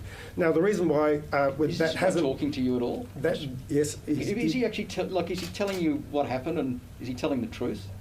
Well, he's certainly cooperating with all the contact tracing team, and I haven't heard that he's not cooperating with the police for their investigation. So if someone had asked him whether he's wearing PPE, he would have told someone. Well, let me answer your first question, which is we're aware of this incident now that we've been able to link it to that specific case. We haven't had the opportunity since getting that information, because it's quite fresh, about the circumstances of that interaction. What date was that medication delivered? Do we have that detail? 24th. Well, the 24th of January. Okay, and you said that he called in sick on the 30th of January, which shifts the timeline quite substantially. Was he meant to work on the 28th of January? No. He wasn't meant to work on the 28th? No. When did he develop symptoms? My understanding is that he started to develop symptoms on the 28th, so started to feel a little bit unwell. On the 29th, he obviously decided that he was feeling unwell and took himself to a GP that day. And on the 30th, which was his next shift, he contacted the security firm at 5:30 a.m. and directed himself, or was directed, to a COVID clinic. Under the existing protocols, should he have informed the Department of Health or his employer as soon as he developed symptoms on the 28th? Not necessarily. Obviously, he was between shifts. So he worked from the 21st to the 27th, I think was his previous shifts. He didn't work on the 28th or the 29th and was due to work again on the 30th. So, he's, as the Premier observed yesterday, he's a young man, so he was probably not feeling particularly unwell, but was perhaps feeling a little bit, a bit off colour on the 28th. Obviously, those symptoms developed on the 29th, and that's when he took himself to a GP. On the new rules of the Sheraton, so people who are due to leave hotel quarantine today won't be allowed to leave until they've returned a negative test, is that correct? That's correct. And how many people are affected by that? I don't know. I don't have that information, Jacob, but we could certainly get that for you. Another guest has said on radio this morning that he had noticed security guards not wearing masks. What does that say to you? Look, security guards or any personnel in a hotel quarantine don't need to wear masks at every point of that building and at every point of them carry out their duties. There are particular circumstances in which they are required to wear PPE. At other times, they may not be. And that's obviously part of the difficulties you have when people are speculating on these issues, and they draw conclusions from particular observations they make. Can I just say, look, all our security staff, and I've emphasised this in the past, have got specific infection control training, which is one of the key differences between what we do in Western Australia and other states. As a result of that, we are very confident of the arrangements we have in place. Broadly speaking, are you happy with the performance of the security contractors and the guards in the Department of Health system? We've heard multiple reports of guards not wearing masks. Sure. Well, look, this system has been in operation now for almost a year, operating 24/7 and processing over 35,000 guests at those hotels. Over the weekend, we had one incident, which to the best of our knowledge is the first. And that is a pretty impressive record. But clearly, we now need to investigate that incident so that we don't rest on our laurels and that we find out what we need to do. This is part of a continuous improvement program which we have operating around all our COVID-19 measures. That is the reason why we introduced, for instance, the high security chic hotel. That is the reason why we introduced 7-day rolling tests for quarantine workers previously. That is the reason why we've recently introduced daily or every shift tests. We are constantly looking at how we can continue to improve these things to keep Western Australians safe. And the science on that evolves as our understanding of the disease evolves, particularly around the UK and South African strains. Can I just ask if this is what the public can expect every time there is a positive test result in the community somewhere in Western Australia, a single case? It depends on the actual case itself. Because there was some mystery around this and because there was some concern that it may be the UK strain, the Chief Health Officer advised us to take the course of action that we did. And we said that there was always a potential that there would be an outbreak of the disease. But the one thing we did provide people with absolute certainty is that our response to it would be speedy. It would come down hard on the situation, and that we would crush the disease before it got out into the community. And that's what we're doing through these actions. You said that guards don't have to wear masks at all times. If a guard is on the same floor as a guest who has coronavirus, are they expected to wear a mask at all times? No, not necessarily. If the people are in their rooms and the guard is simply monitoring that corridor, they wouldn't necessarily. They would probably have to carry it with them in order to protect themselves in the event that someone left the room. Is that something that's under review? It seems like everything is under review, Josh. Everything is under review, and as I said, every time we confront a new day, we confront new challenges, and we re-examine all the processes to make sure we've got it right. Would your expectation be, though, that if he's going to deliver medications to an infected patient, that he would be wearing PPE? I don't know the circumstances. That makes sense to me as a layperson, Jeff. We do have Dr. Robin Lawrence here, who, as you know, has been running our chic hotels for the last 10 to 11 months, and so she might be able to provide you with some insights to that. So there must be someone in this room who knows whether he was or wasn't wearing protective masks at that stage. Potentially, and I'll ask Dr. Lawrence to make some comments on that shortly. And how are we using sewage testing at the moment? So has that been ramped up at all to look for potential cases in the community? Not necessarily ramped up, but it's certainly ongoing, Jacob. I haven't had a brief this week on wastewater testing. We would have given, I would have been given the heads up if there was any positives outside the Subiaco wastewater treatment plant. So you mentioned that the Safe WA app has helped contact tracers retrace his steps, but just up until last night, a gym was added to the list of potential exposure sites. So how effective is it really being? Shouldn't that be instantaneous? Shouldn't it all have been that's a great example. So as you know, under our current regime, if you go to a gymnasium, you have to use their contact register. So the individual in this case recollected that he had been to that gym. That enabled our contact tracing team overnight to be able to contact all the people who had registered utilising the Safe WA app at that site. So that's another example of just how effective it is. This data is in a form that can be instantly accessed, so we can move swiftly to make sure we contact anyone who is potentially part of that exposure site. He didn't sign in when he was at the gym. You had to actually get that information from him personally?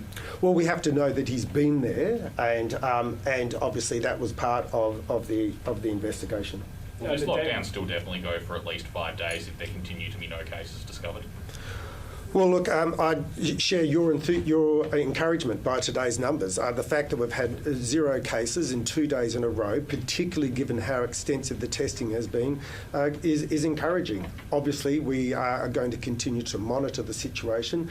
The Chief Health Officer is monitoring it closer than anyone else, and he'll continue to advise us on the next important steps. The daily testing, saliva testing, are you able to confirm now that that was in place at all hotels on Friday? It wasn't confirmed yesterday.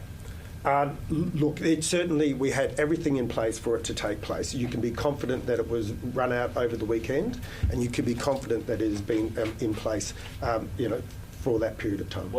So it wasn't in place by Friday. We're going to leave that update there and take you for an update on the fire burning near Perth. And when we start, are you going to start with a house or a statement on? Yeah, yep. All right, 30 seconds. Okay, so we're getting an update here as the Premier said just a short time ago. WA battling 2 emergencies at the moment, of course, COVID-19. Thankfully, no new cases overnight.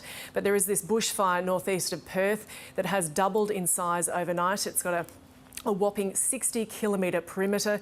It's now burnt through 7,000 hectares, and we're just awaiting an update on what's happening at the moment because the winds have been very erratic this morning and the fire has been changing in direction. Deputy Commissioner Craig Waters, I'm going to give you a briefing on the Wooroloo fire. Currently the fire is tracking in a west-southwesterly direction. Strong winds are hampering us actually getting in and containing and bringing the fire under control.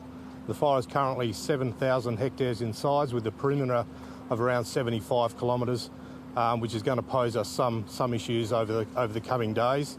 The change in weather conditions this morning with a change in wind direction back to east-northeasterly is putting pressure on the southern flank of the fire. And we're asking members of the community to go to the Emergency WA website, keep informed of all the up-to-date information on warnings. I'll go through a couple of the warnings now because it's imperative we get this out.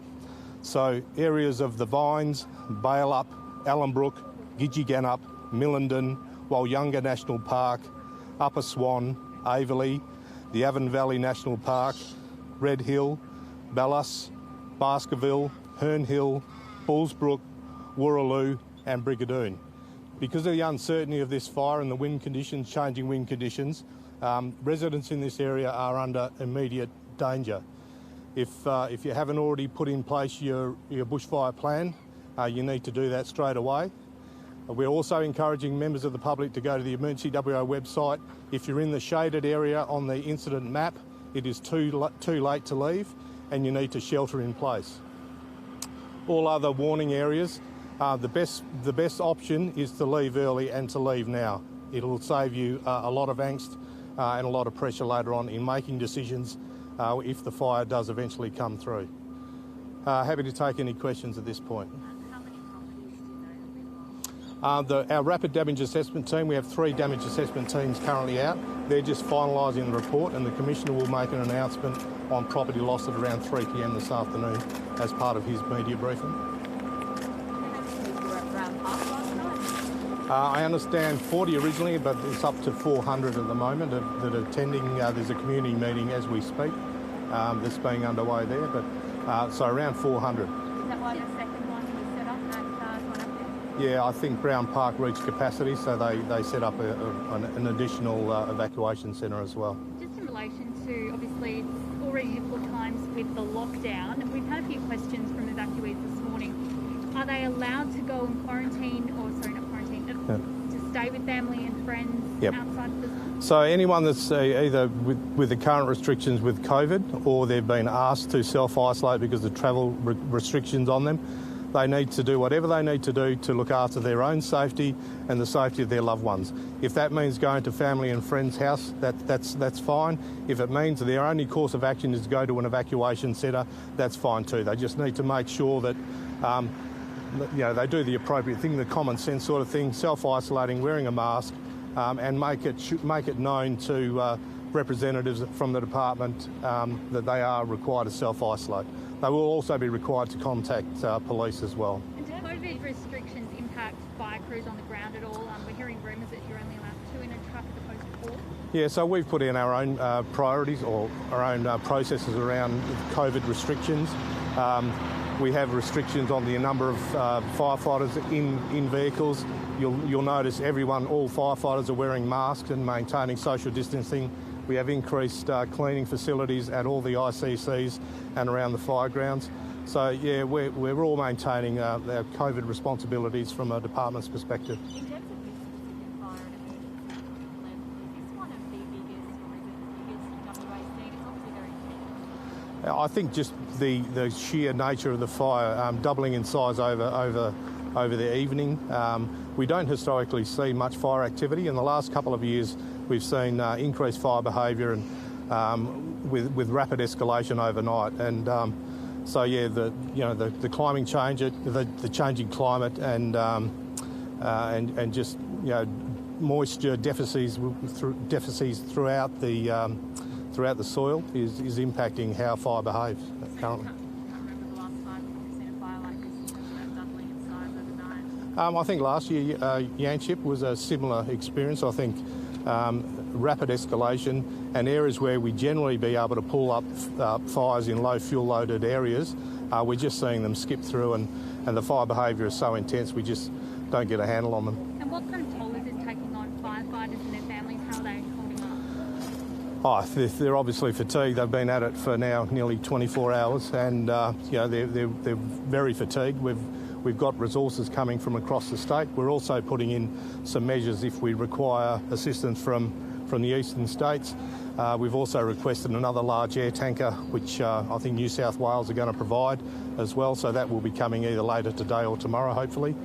So yeah, firefighters are doing a fantastic job. We have over 250 firefighters on the ground at the moment from both career and volunteers. We also have DBCA and Forest Products Commission firefighters, and also our State Emergency Service volunteers also providing some support. And there is some video circulating of them driving through the blaze. I mean, it's terrifying. What kind of toll does this take on them mentally, physically? It's always fairly taxing when you get the rapid escalating fires, and you're probably not in the most optimal position in relation to the fire coming at you. So, I mean, they're all well trained. They have the up-to-date equipment and resources, so they're all fully aware of where they should be and how to operate. How difficult is the COVID restrictions? You know, whether that's evacuation centres, the fire itself. You guys haven't really seen anything like this before, right? No.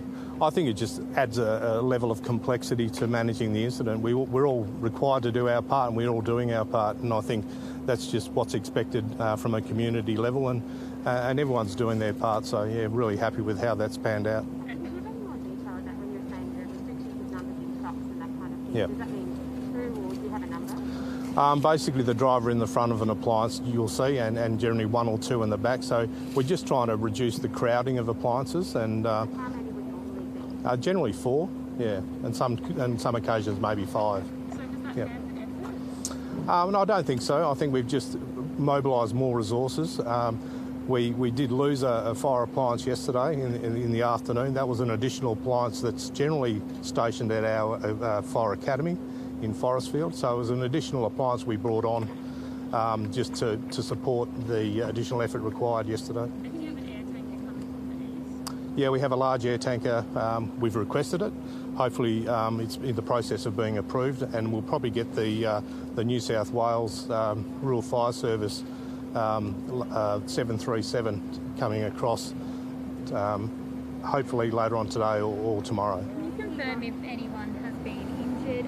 Are there fears that there have been lives lost? Not at this stage. I think the Rapid Damage Assessment team is coming to the finalisation of their report. There's no reports of fatalities at this point. We did have a couple of minor injuries. One of the firefighters involved in the truck fire yesterday, he suffered a superficial burn to his ear, but he kept firefighting and was there for the majority of the night as well. People have ash falling as far as Scarborough. Yep. Obviously, the whole you've got to look up. There's a lot of smoke affecting Yep. the city, Yep. especially, not just where we are Yep. Anyone with health, with health issues or respiratory issues or asthma, stay indoors, turn your evaporative air conditioners off, and just stay inside as much as you can. I think the fire intensity yesterday, we saw spotting, and last night as well, spotting 3.5 kilometres ahead of the main fire, which is extraordinary when you get that amount of wind, thermal current developed by the fire and pushing embers well ahead of the fire, creating other spot fires, and which turn into head fires as well. So it's a fairly complex fire that we're dealing with currently. Is it usual to see that amount of smoke? People are saying even ash, like I've seen this video, Yeah. that far away. Yeah. Does that just show how intense this fire is? I think because we're on the rural-urban interface, I think it's going to impact the community in the metropolitan area. They're probably not generally exposed to that in the past. It's only when you get large-scale fires with those big, large thermal currents pushing up the embers and obviously the burnt ash into the upper atmosphere, and it deposits in the metro area. And what is the expectation for this afternoon going into this evening? How many crews are you going to have on the ground? What are you expecting the fire to do? We'll maintain our current level of operation. So we'll maintain around 250 to 300 firefighters with around 100 appliances. They're both from career volunteers and DBCA. We'll maintain that until we've brought the fire under control and get back into mop-up. I've just heard that the Vines Resort has been evacuated. Yep. Are you hearing anything about that? No, well, that's probably a good measure. As I said, the Vines is one of the locations in the emergency warning area, and the best thing people can do in the warning area itself is get out early. I can't reinforce that enough. If you're not prepared, then you need to enact your plan and get out early. These are huge numbers that are seen at the Swanview evacuation centre now. There's a second one opening. Yep. Is that really encouraging to know that people are listening to your advice? Yeah, it's probably bad from a perspective that so many people have been impacted by the fire, but it's good from a perspective that we know that they've enacted their bushfire plan, they've gone to the evacuation centre as requested, and then we'll manage it along with the Department of Communities as well.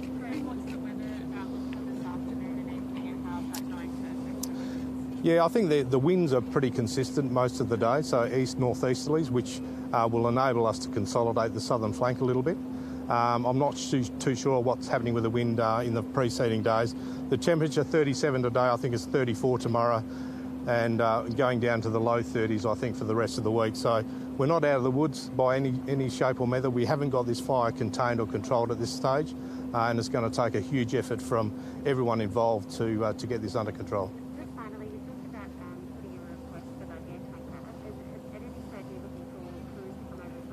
Yeah, so we're putting in parameters. We put in trigger points in relation to our human resources. So we will put in a request through the National Resource Sharing Centre and to see which jurisdictions can actually provide additional firefighters if required. So we've already put that measure in place currently. Not originally, generally because it was a east-southeaster yesterday. When it swings around east-northeasterly, it obviously puts pressure on the flank that we weren't really concentrating on. So we're concentrating ourselves on the western flank, or the western head fire, and the southern flank this for the next probably 12 hours in particular. Are you expecting residents to be able to return to some of their homes this evening, or is it just we just don't know yet? Yeah, I think it's too early to say yet. We'll have our restricted access permits in place as soon as we possibly can, and that'll enable members of the community to get back, assess their properties, and then go from there. So they haven't been instigated at this point of time, but as soon as we do, then we'll let the community know. And any idea about animals? Have they? Yeah, well, obviously there's a lot of horse people up in this part of the world. And they're generally really good at looking after their own animals, but there has been some assistance provided. I'd also like to say to members of the public that are taking food and drinks and other items to the evacuation centres, thanks for the offer, but it really creates a bit of a logistical nightmare for us to manage. So if you can just make a contribution to one of the registered charities, that would be greatly appreciated. It just takes a little bit of pressure off of us having to manage that, as opposed to managing the evacuees and also managing the fire. So thank you, but if you could focus and provide those resources somewhere else to a registered charity would be greatly appreciated. No, not at this point of time. The Fire Investigation and Analysis Unit is out here from the department, and also the Police Arson Squad. There doesn't appear to be anything suspicious about the fire at this point in time, but who knows? Until they finish their investigation, we won't know the cause. In the 2014 Stoneville, Parkville bushfires, we lost 57 homes. Are we looking at a potential to lose more homes than that in this fire? Yeah, potentially. I don't think the assessment's been completed, but I think Tilden Park is one area that's been significantly impacted by fire, and the rapid damage assessment teams have probably got another day of assessments to complete. So, yeah, if you compare, probably comparable, I'd suggest. Tilden Park, I think the Premier said 80%, but I don't know how many properties are there. Yeah. Do you know? No, not at all. No, not at this point. Thank you very much. Okay, cool. Thank you. Okay, so an update there on the bushfire burning northeast of Perth from the Department of Fire and Emergency Services there. That fire continues to grow. It's now a 75-kilometre perimeter, and it doubled in size overnight. So it meant that many people awoke to news that they had to leave their homes. Now, 2 evacuation centres, I should say, have been set up. And in terms of where is being affected by the fire, it's in the Mundaring, Chittering and Northern Shires, as well as the city of Swan. So even suburbs of Perth, particularly in the north, are seeing ash from this huge fire. And the update there was that it's now moving in a west-southwesterly direction and putting pressure on the southern flank of the fire.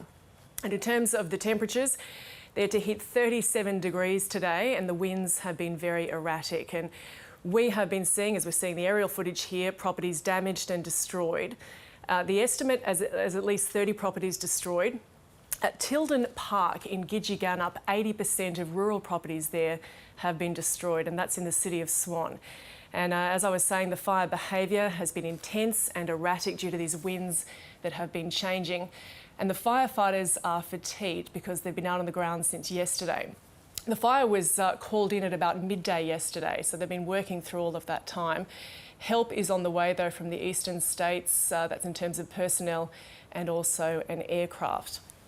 Now, of course, that's one emergency that WA is battling. It's also the COVID emergency under stay-at-home orders for much of the state, 80% of the population. Authorities are really stressing that you don't need to obey these stay-at-home orders if you're under threat. So leave and go to an evacuation centre or somewhere safe if you're being asked to do so.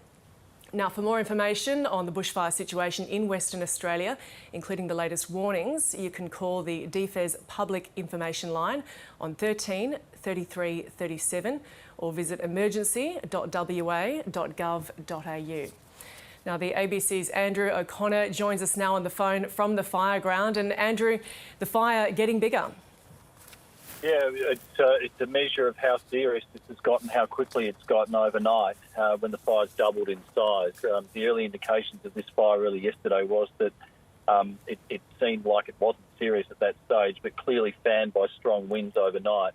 And there were winds gusting, I think, upwards of 50 kilometres an hour overnight. So that was creating those conditions that DFES was talking about, where the fire was spotting 2 and 3 kilometres ahead of the main fire front, which creates all sorts of problems when you're trying to contain it and when you're trying to protect lives and property. And those erratic winds, as you say, it's hard to contain, but it also means the fire can be changing in direction quite quickly, so information can change very quickly as well. Indeed. And that's what I guess that's the reason behind their repeated warnings to people who are inside the emergency warning area, just to get out and leave. And from what I've seen up here today, people are taking those warnings seriously. I've just been driving around Ellenbrook in the last half hour, and there are people on their roofs hosing down their properties, preparing to defend them if need be. But there are also people who are stacking their cars high with their belongings and preparing to get out, depending on how this fire unfolds over the next few hours. Yeah, I know, Andrew, that authorities are saying some people, have stayed behind to defend their homes and have successfully done so as the fire has lapped up near their homes. But in some situations, when they stay to defend and then realise that it's it's not going to happen. They have to leave in quite a quick manner, and it can cause a bit of panic. And that's always dangerous, isn't it? I mean, this time of year in the west, as in the rest of the country, you've got the trifecta of trouble. It's hot, it's dry, and it's windy. So the wind has eased off here. The wind's sort of now gusting not quite up to 20 kilometres an hour in some spots. So it's sort of less than half that it was last night. So firefighters, I think, are making the most of that. There's about half a dozen helicopters sort of doing sorties over the southern flank of the blaze at the moment. It looks like there's sort of 3 fingers of fire front that is sort of reaching out from the lower edge of the southern front of this blaze. I saw earlier one finger that had stretched towards Ellenbrook itself, and that was sort of knocked down by fire units and by heli-tac firebombing helicopters. So it looks like now the effort is being focused on these outbreaks that are pushing south. And if they can keep on that path, it would look like they'd sort of slide to the southeast of Ellenbrook, but would have places like Herne Hill in their path. So firefighters are obviously monitoring the situation very closely and shifting their resources to the most critical points. But I suspect what will be critical over the coming hours will be the wind. If the wind picks up, then there'll be problems. And that's what they are expecting, right? So they have lessened for the moment, but they are expecting the winds to pick up, and they have been erratic, as we've been speaking about. The temperature to hit 37. On the temperature side of things, it is expected to drop over the coming days. But of course, the fire is already blazing through, and we have these erratic winds. Yeah, that's right. And because the winds were so strong in the early phase of this fire, it sort of created this long, oblong-shaped fire that had a very narrow fire front at the western end that was pointing towards Ellenbrook, and a very long perimeter on the southern and northern flanks of the fire. And the problem now is that as the winds veered around to the sort of east-northeast and then northeast, it's turning that southern flank of the fire into the main front. So the real problem will be if the wind picks up. If we end up with winds of 50 kilometres an hour tonight, then I think DFS was saying that the perimeter was 75 kilometres an hour. So divide that in half. That's a 35 kilometre front on the southern flank.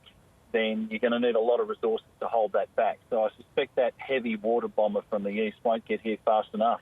Yeah, it's got a long way to go.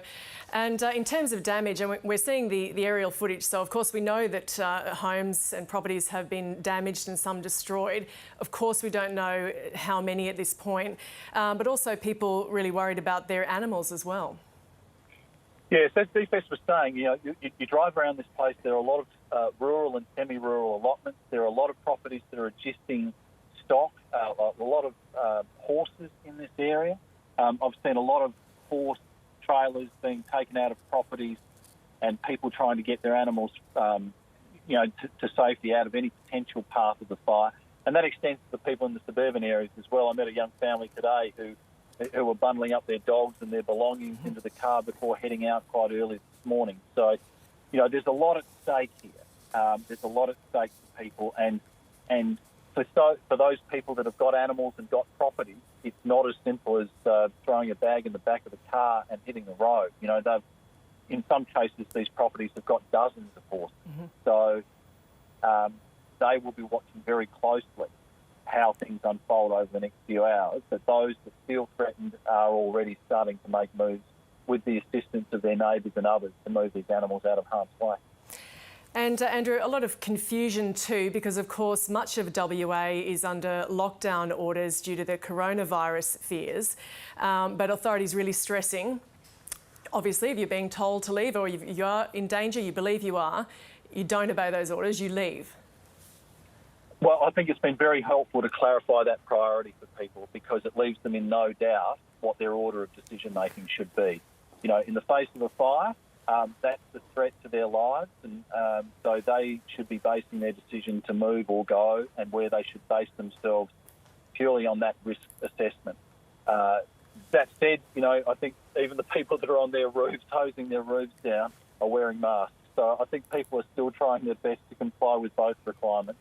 But I think the authorities have been quite clear in setting that priority for people who are trying to weigh up whether they go or stay, because they may have concerns about where they will basically be accommodated and in whose homes they're allowed to visit. So I think that's been very helpful at this point. Andrew O'Connor, thank you. And we will get a weather update now from Graham Creed. Graham, what is the latest on these conditions in the Perth region? I suppose the one element that is going in the favour of firefighters is the drop in winds. We saw wind gusts this morning to around 67 kilometres per hour. But those winds have eased off significantly across the Perth metropolitan area and up around that region that's been impacted by the fires. But the humidities and also the temperatures, well, the humidities are low, the temperatures are still very warm across the region.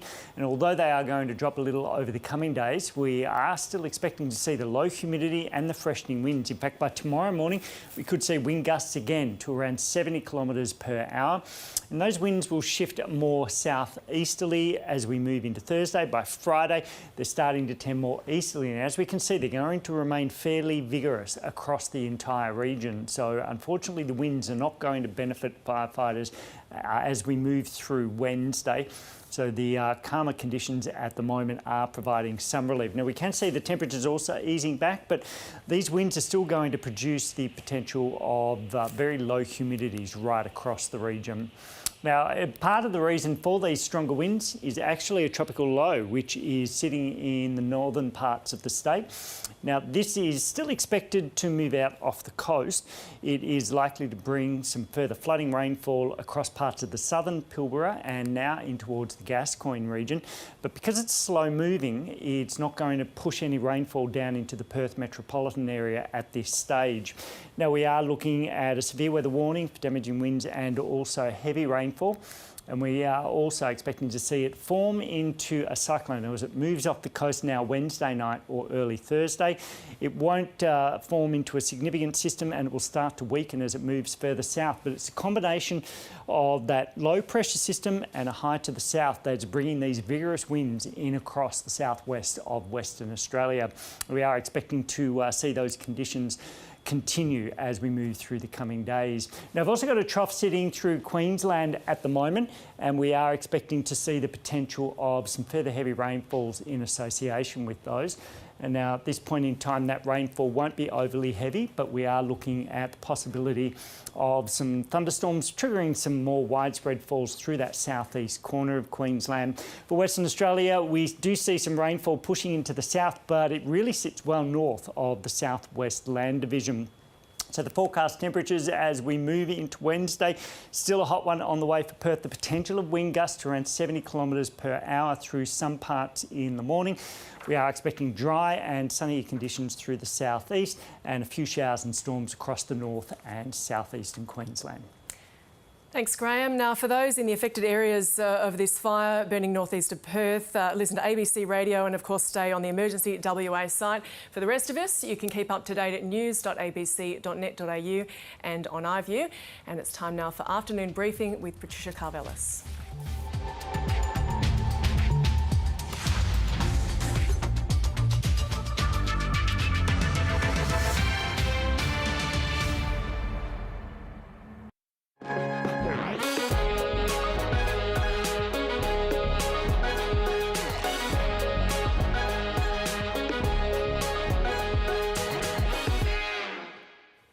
Hello and welcome to Afternoon Briefing here on the ABC News channel, and welcome to those watching us live on ABC TV in WA. I'm Patricia Carvelis.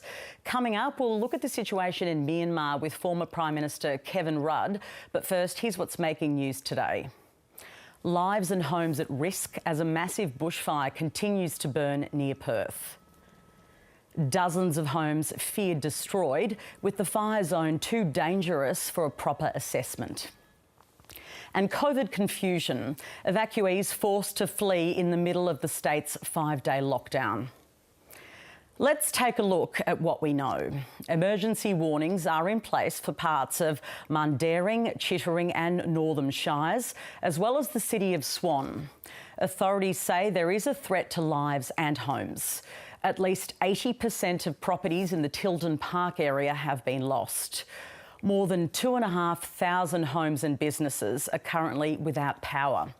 and an evacuation centre has been established at Brown Park in the suburb of Swanview. More than 250 firefighters are battling the blaze, with an aerial tanker from New South Wales expected to arrive in Perth later today. Here's the WA Premier Mark McGowan giving an update earlier. I urge people to listen to the advice and follow the instructions. People in the area are in danger. There is a threat to lives and homes. This is an extremely dangerous fire.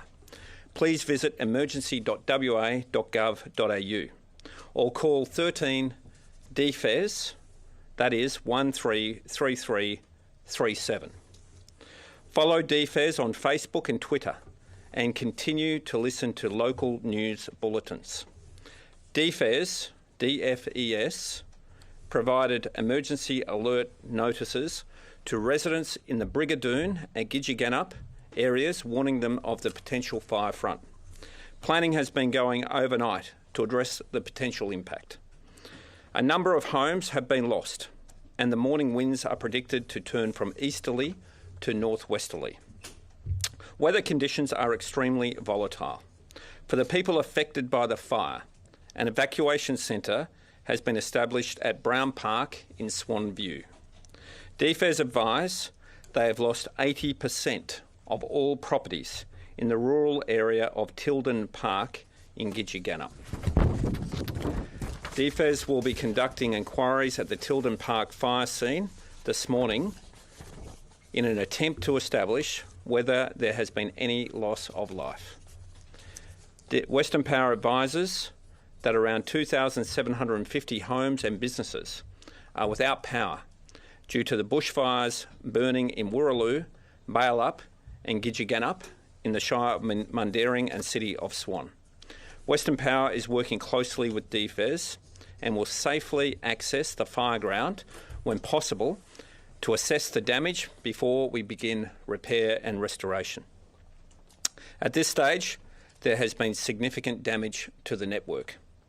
We urge people to stay 8 metres away as a minimum, from any fallen power lines or other damage to the network, and report it to us on 131351 so that emergency response crews can attend the hazard and make the area safe. For more on the situation, I'm joined by reporter Rhiannon Shine, who's in Mundaring in that arena. Welcome to the program. What's the latest where you are, Rhiannon? Yeah, I'm at the Incident Control Centre and we've just heard from the DFES Deputy Commissioner Craig Waters. What we've heard is that this fire has burnt through 7,000 hectares and the perimeter of the fire is 75 kilometres. It only started at midday yesterday in Woolloomooloo in the Perth Hills, so it effectively doubled overnight. The weather conditions have been horrific. There was a wind change this morning and that's pushed the fire in a west-southwesterly direction. We don't know yet how many properties have been lost or damaged. We did hear reports earlier of as many as 30 in the city of Swan, but it could be more than that. And the Deputy Commissioner did indicate it could be in the dozens. Now, the Deputy Commissioner Craig Waters spoke earlier. Here's a bit of what he had to say.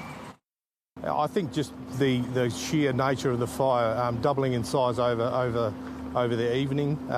We don't historically see much fire activity. In the last couple of years, we've seen increased fire behaviour and with rapid escalation overnight. And so yeah, the climate change, the changing climate, and just moisture deficits throughout the soil is impacting how fire behaves. Rhiannon, who's coming to the evacuation centre where you are? Well, we know that there are about 400 people now at the evacuation centre at Brown Park, and that's too many to maintain social distancing, remembering we are in a COVID-19 lockdown here in Perth as well. So they have set up a second evacuation centre, but the people we spoke to there this morning had come from various different shires, and I encourage everyone to go to the Emergency WA website to see which ones are under an emergency warning.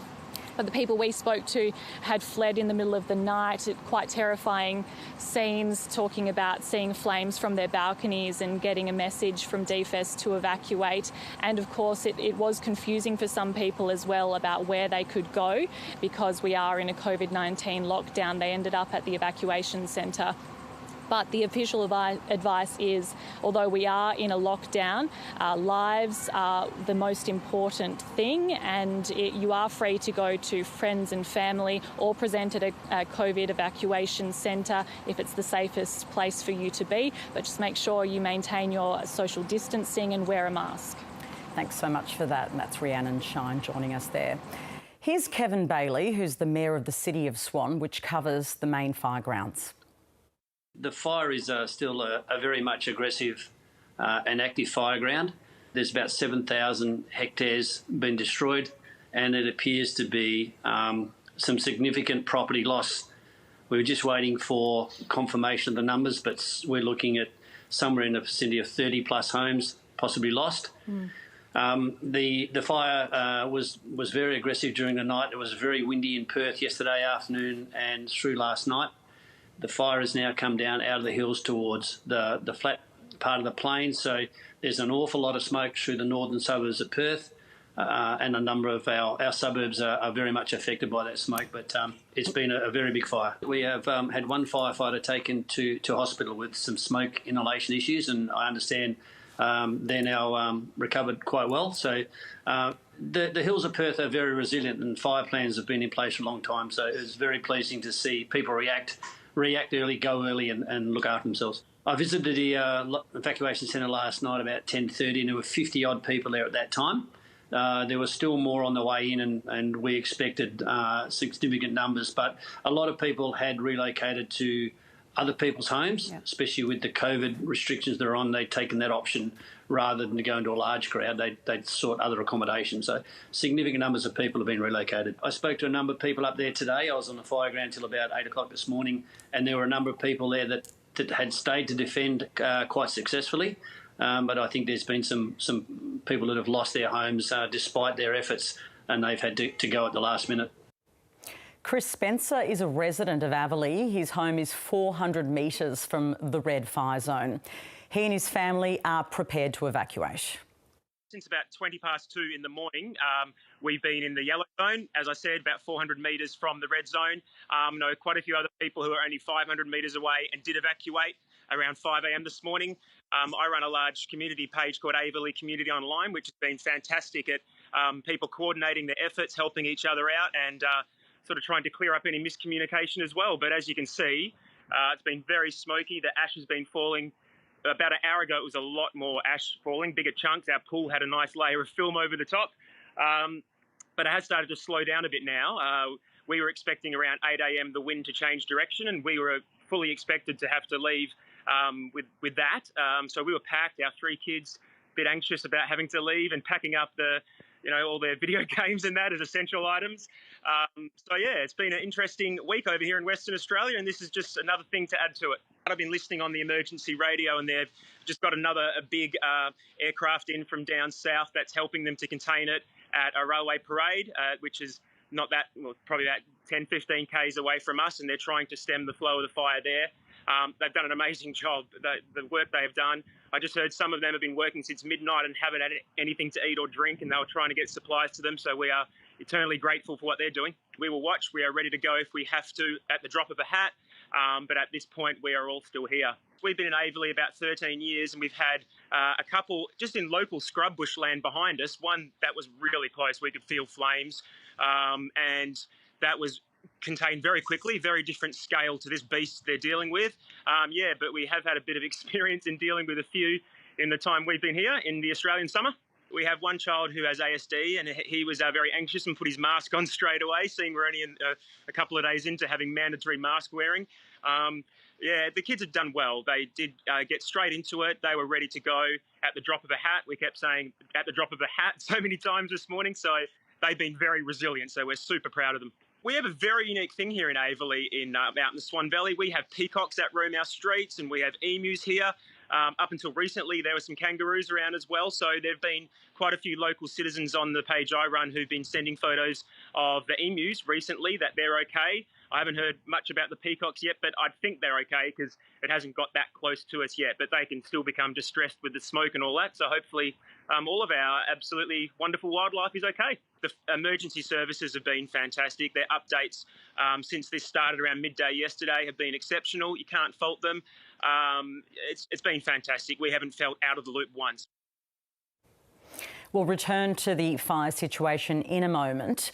But on the other side of the country, today is the first parliamentary sitting day of 2021, with refreshed Labor and Coalition teams facing off in question time.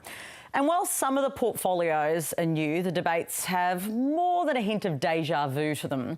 Industrial relations, climate change, the economy and the pandemic response all promise to be huge issues in 2021. And we got a bit of a hint from the Prime Minister today too that there may be an election later this year.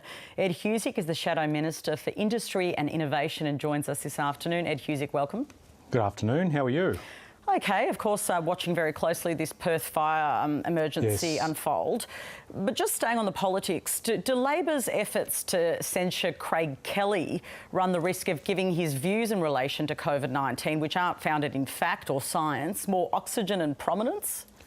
I think Craig Kelly is doing the best he can to get those views out there. I mean, he's been doing the rounds again of the media today, pressing his case and making a mockery of any investment that the government is making, the use of taxpayer-funded dollars for public information campaigns to boost confidence in inoculation, being undermined by a government MP that the Prime Minister either seems unwilling or incapable of dealing with. And every day that Craig Kelly is out there pressing these claims, it undermines the Prime Minister himself in the sense that it's suggesting to the public that the Prime Minister doesn't disagree with what Craig Kelly's saying and doesn't feel compelled to rein him in. Well, he has made it clear that he doesn't agree. He says that he takes his advice from the scientists and the health officials, not this MP. Why does the PM have to say any more? Isn't sort of starving him of oxygen and coverage the best way to just sort of mute his views? If they're inaccurate, which we know they are. The Prime Minister occupies an important place in the country. The words of a Prime Minister matter. The actions mean even more. And in this case, allowing Craig Kelly to just keep rolling on the way that he is, to undermine the investment of taxpayer dollars in information campaigns to encourage and embrace the inoculation process, to help us deal with a COVID pandemic that has pretty much crippled the economy for the best part of 2020, resulted in 2 million Australians being unemployed or underemployed, and the vaccine being one way to bring us closer to normal, as it were. You know, this is just wrong that you could have a government MP be allowed by virtue of inaction by the Prime Minister for that to continue. It shouldn't happen, and if the Prime Minister did take this matter seriously, this would be reined in and it wouldn't be an issue and you and I wouldn't be talking about it. Let's talk about some other things. Is it Labor's view that JobKeeper should be extended beyond the March deadline for all businesses that still qualify or just industries like tourism? We've argued to keep a close look at the way in which the economy is travelling, and if there are sectors that require support, then obviously we would expect that the government would take a close look at that and not just have an arbitrary cut-off date. We are still, as I said a few moments ago, dealing with the fact that we've got 2 million of our fellow Australians either unemployed or underemployed. It is important that we don't take the rug out from underneath the economy prematurely. You've seen some state premiers, like in Queensland, express concerns about particular industries, for example, the tourism industry, and whether or not withdrawal of support will affect them even more. So we want to ensure that obviously where you don't need to do this, by all means, don't. But there's still enough evidence to suggest that we've got too many of our fellow Australians without work, and that is a terrible situation for them and their families. So should eligibility be retested? Should the parameters shift?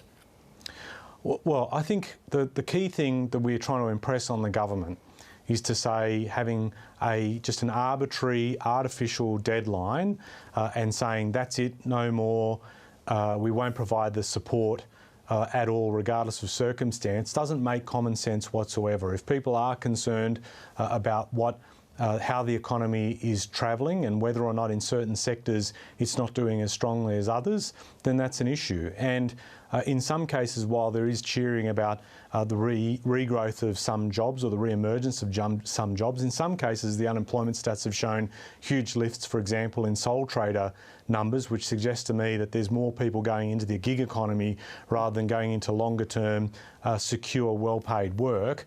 So it does tell you that the economy, while it might be in some quarters doing better than what it's done previously, there's still a long way to go, and especially, as I said, with 2 million people that are unemployed or underemployed. Do you find the CFMEU's ad depicting Scott Morrison as a bus driver about to hit workers offensive? Have they gone too far?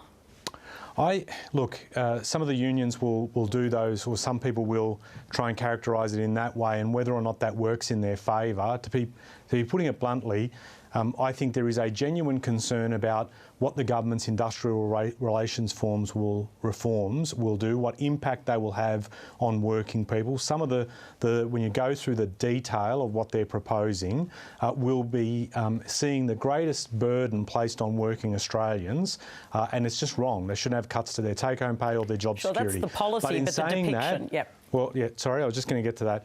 In saying that, public information campaigns that are run, you want to be bringing people with you, and I'm sure that there will be a lot of people that will react strongly to that imagery, and it's something to be borne in mind as to whether or not that works in your favour or doesn't. But I think we cannot be distracted from the biggest thing, and the biggest thing is this: the reforms that the government are putting forward will impact on people's take-home pay, their job security. They're enforcing terms that really, for example, Greenfields agreements running 8 years. This is just ridiculous in terms of some of the stuff that's being put forward. And I think we really do need to focus on some of those material impacts. Just on this big debate we're having, this very long debate we're having on climate change emissions reductions targets, will Labor lay out its 2030 or 2035 emissions reduction targets before the election? I think we've, a number of occasions from the Leader and others in the Shadow Ministry, indicated that we want to be able to commit and have pressed the government to do what a lot of state governments have done, a lot of businesses have called for, a lot of other countries overseas have committed to, which is net zero by 2050. Yeah, but in the interim, the pace matters. And we do think that that is an important signal to send, that people are working together across the nation, but also in tandem with other countries as well, to be able to make a significant effort in reducing emissions. We also indicated that we wanted to wait until after Glasgow to see what happens there. We have also indicated, Patricia, that we think this is a serious issue, that in terms of climate change and its impact on the nation, it needs to be addressed. And in doing so, if we get our act together, we can also generate a lot of jobs. We can save jobs, existing jobs, by having certain energy policy and make sure that we keep energy prices low, and we can create new jobs in the renewables sector, and we're seeing that happen, and we should be able to get our act together on this. And you can see that the government is slowly being forced to crab walk its way towards that net zero commitment, and hopefully if they do get there, we will be able to have something occur in Australian politics that's avoided us for quite some time, some sort of uniformity of a position around some sort of target that will give certainty to industry and the broader community about where we go. And obviously there's a lot more to fill in between now and then. I just want to change the topic to something that's very big at the moment, a huge discussion going on. What do you make of the findings from the Do Better report into racism at the Collingwood Football Club? So this concerned me deeply, hearing that there was a finding of systemic racism. I mean, this is suggesting, you know, in just, you know, everyday speak, that this is racism baked into the culture of a club. And my big concern, not just with that, was the way that it was treated by Eddie McGuire. And the way in that press conference, he didn't, I think, send a strong signal to the public that he took on board what was said and that they would deal with it. It seemed more interested in stonewalling than dealing with something that was telling the Australian public that in a club that is revered by so many fans, has a special place in Australian sporting life, that, you know, you've got a system in place where some people are facing exclusion on the basis of their skin colour or ethnicity. That is not the way to go. AFL has traditionally brought people together. It is such a strong sporting culture, or has embedded a strong sporting culture, particularly in Victoria, and it's got a special place in communities. And if it's got a situation where one club is seen to be, as a result of its own independent report, excluding people on the basis of their background, what signal does that send? It runs completely counter to what the AFL does in terms of bringing communities together. And I've watched Eddie McGuire over the years, and there are a lot of things that he says where, you know, he's obviously made a very big contribution to Australian public life, but there are sometimes he says things and he just doesn't recognise the impact of his words, or the impact, in this case, of his perceived inaction. And I just think that the guy is capable of more, and I wish he would do it. OK, you wish he would do it. I know lots of people in the AFL, people of colour, who don't think he's capable. Should he go? I think if he cannot demonstrate that he's taking this seriously, and if he's quite happy for his club to be seen as not treating this seriously, and if he's happy to preside over a club where people are being excluded on the basis of their race, then I think he should, frankly. But the test is now on him, and whether or not he does take it seriously. And, well, he'll tell us that he takes it seriously. This is the issue, right? He said he took it seriously, but you heard the press conference. The talk and the walk has got to match up. The talk and the walk has got to match up. Sorry to interrupt you. No, we're kind of talking over each other, but we're kind of basically going to the same point. That press conference was tone deaf, yet he said, oh, we're going to do it all, but it was tone deaf. So there's something incoherent about that, isn't there? Eddie McGuire has got to show that the talk matches the walk. That's the bottom line.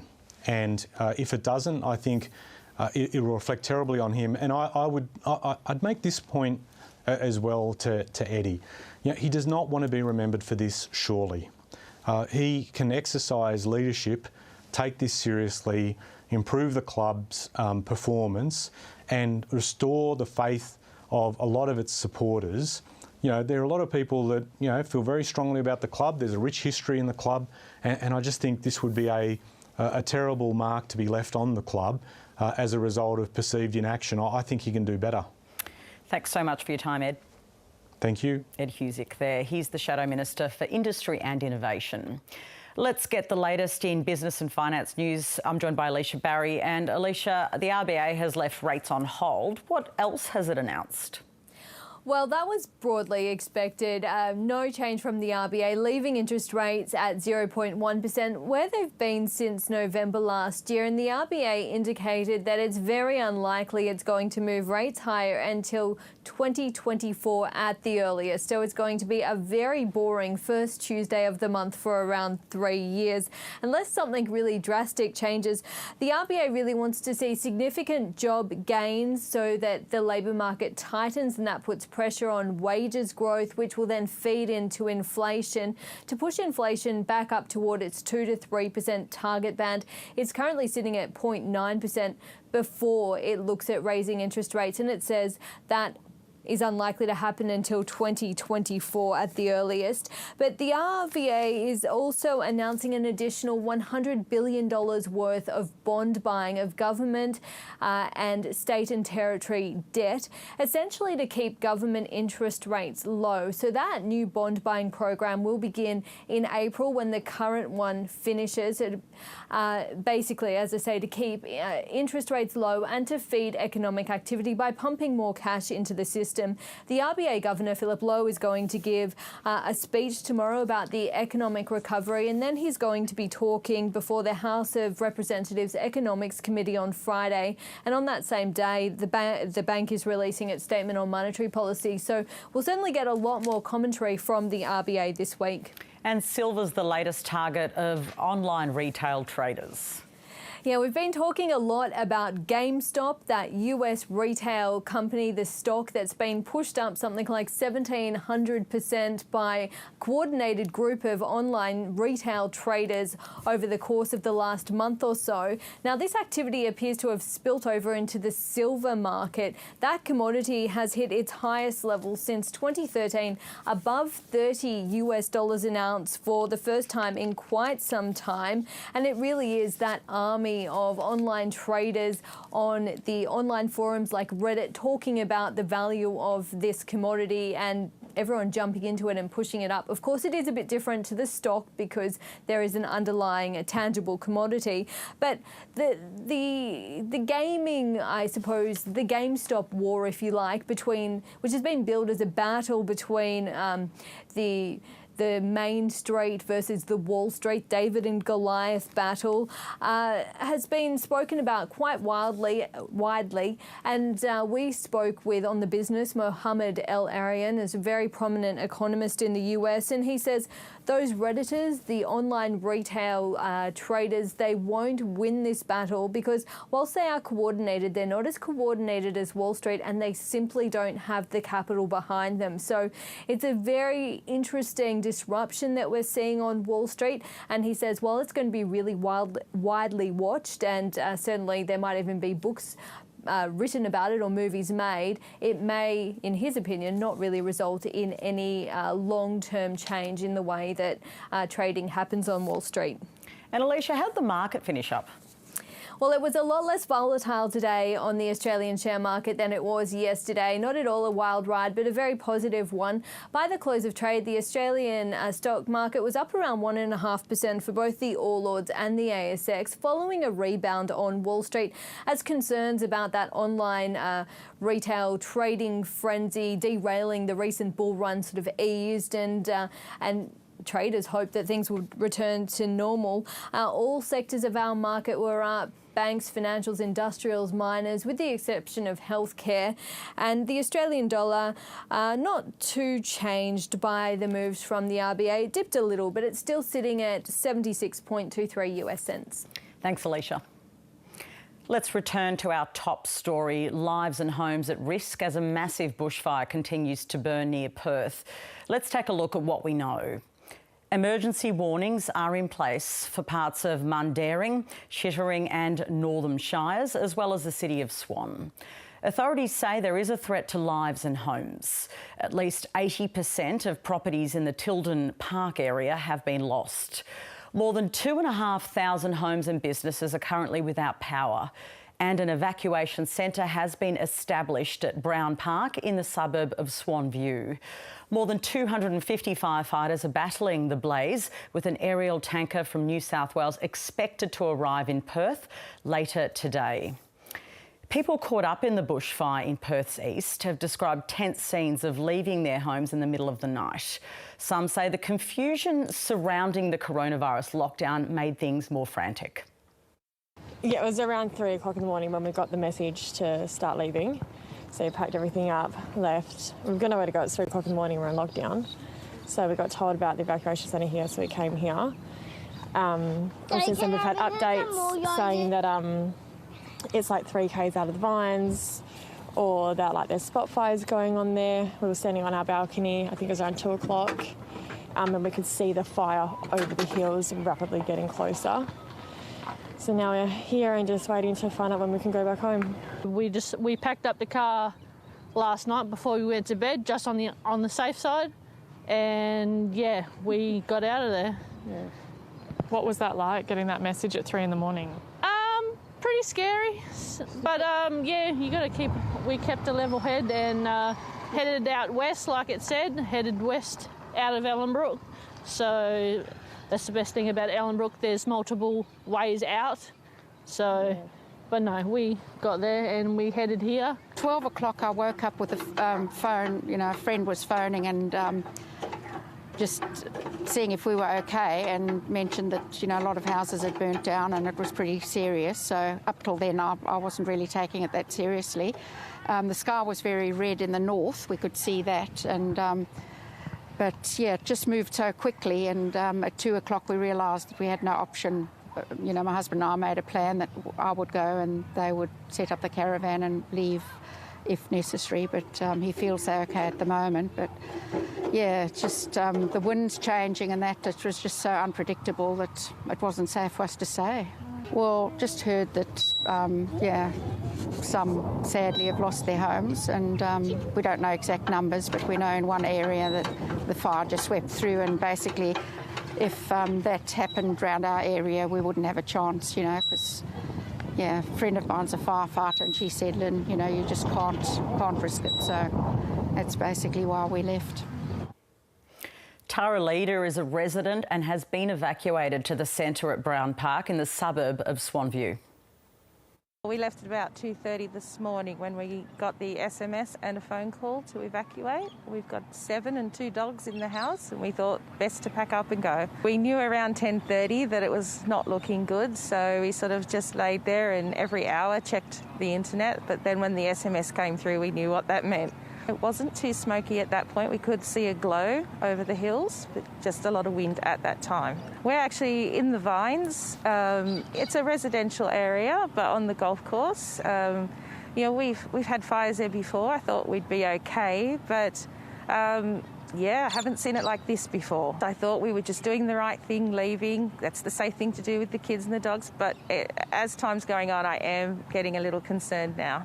I have heard rumours that it's jumped over the highway now, and it's just down the road. I'm not 100% sure. We've got service. The problem is we don't have any battery left. We're running low on our batteries now, so we're trying not to look too much. But just looking out in the sky, it's actually coming across quite eerie now. Right now, as I speak to you, the wind's gone. I don't know if that's the same up where the fires are, but where we are here now, there is no wind. It's quite still, actually. Heat-wise, it's been hot since Christmas, so it feels a little cooler today, but I don't know if it is. We're all a little sleep-deprived now. I couldn't tell if it's hot, cold. This is ABC News, and of course we're covering the unfolding fire emergency in Western Australia. Staying in WA, Ben Kendall is a resident of the Vines, northeast of Perth. He joins me now. Ben, thank you so much for joining us. Are you safe where you are? Yeah, I think we're pretty good now. I think the ground crews are taking control. Lots of wind there. We're going to try and concentrate on your words. You're in the red zone, Ben. You haven't evacuated. Tell me about your movements. Why have you decided not to evacuate? We got my wife and kids, they left early this morning after the text at about 1:45 this morning. We just decided, my father-in-law decided to stick around, just soak out the gutters and keep the hose going just in case. Didn't really feel threatened, but just thought it's better to be safe than sorry. And of course, you've got actually some firefighting experience, is my understanding, from Victoria. Talk to me about your former life as a volunteer firefighter and the kind of skills that you're using right now. It's just a matter of just keep the gutters wet, make sure your gutters are clean, and that's it really. You can't really do much more. No. Describe to me what you can see from where you are and the situation around you. Are there others who've made the same decision to stay like you have?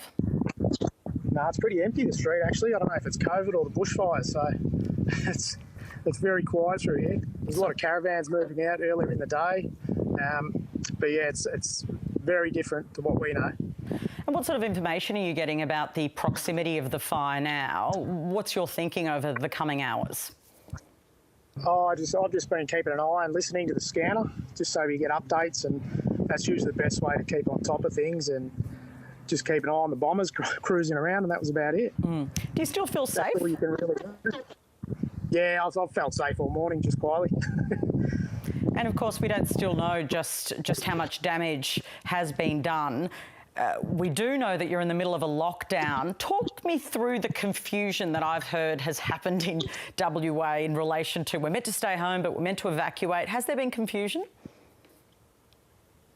Yeah, well, I just flew in. I've been working up north. I flew in yesterday and I've been kind of masked up today. So it's a crazy world we live in these days.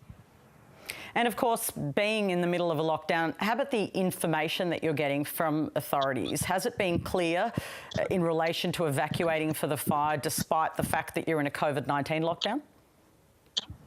Yeah, I think it's been pretty good. I think they handle it very well and you follow the rules and we should be okay in WA. So what are your plans in the coming hours and days? Obviously, your family has evacuated, but will you continue to remain and protect the property? Yeah, I think I'll stick around and I think the wife and kids will come back shortly and I believe it's pretty safe here now and probably have a beer. Okay, Ben, I'm looking forward to you having a beer and making us feel like perhaps you're feeling safe where you are. Thank you so much for joining us. No worries. Thank you very much. Ben Kendall is a resident of the Vines, northeast of Perth. Chris Spencer is a resident of Averley. His home is 400 metres from the red fire zone. He and his family are prepared to evacuate. Since about 20 past 2 in the morning, we've been in the yellow zone, as I said, about 400 metres from the red zone. I know quite a few other people who are only 500 metres away and did evacuate around 5 a.m. this morning. I run a large community page called Averley Community Online, which has been fantastic at people coordinating their efforts, helping each other out and sort of trying to clear up any miscommunication as well. But as you can see, it's been very smoky. The ash has been falling. About an hour ago, it was a lot more ash falling, bigger chunks. Our pool had a nice layer of film over the top.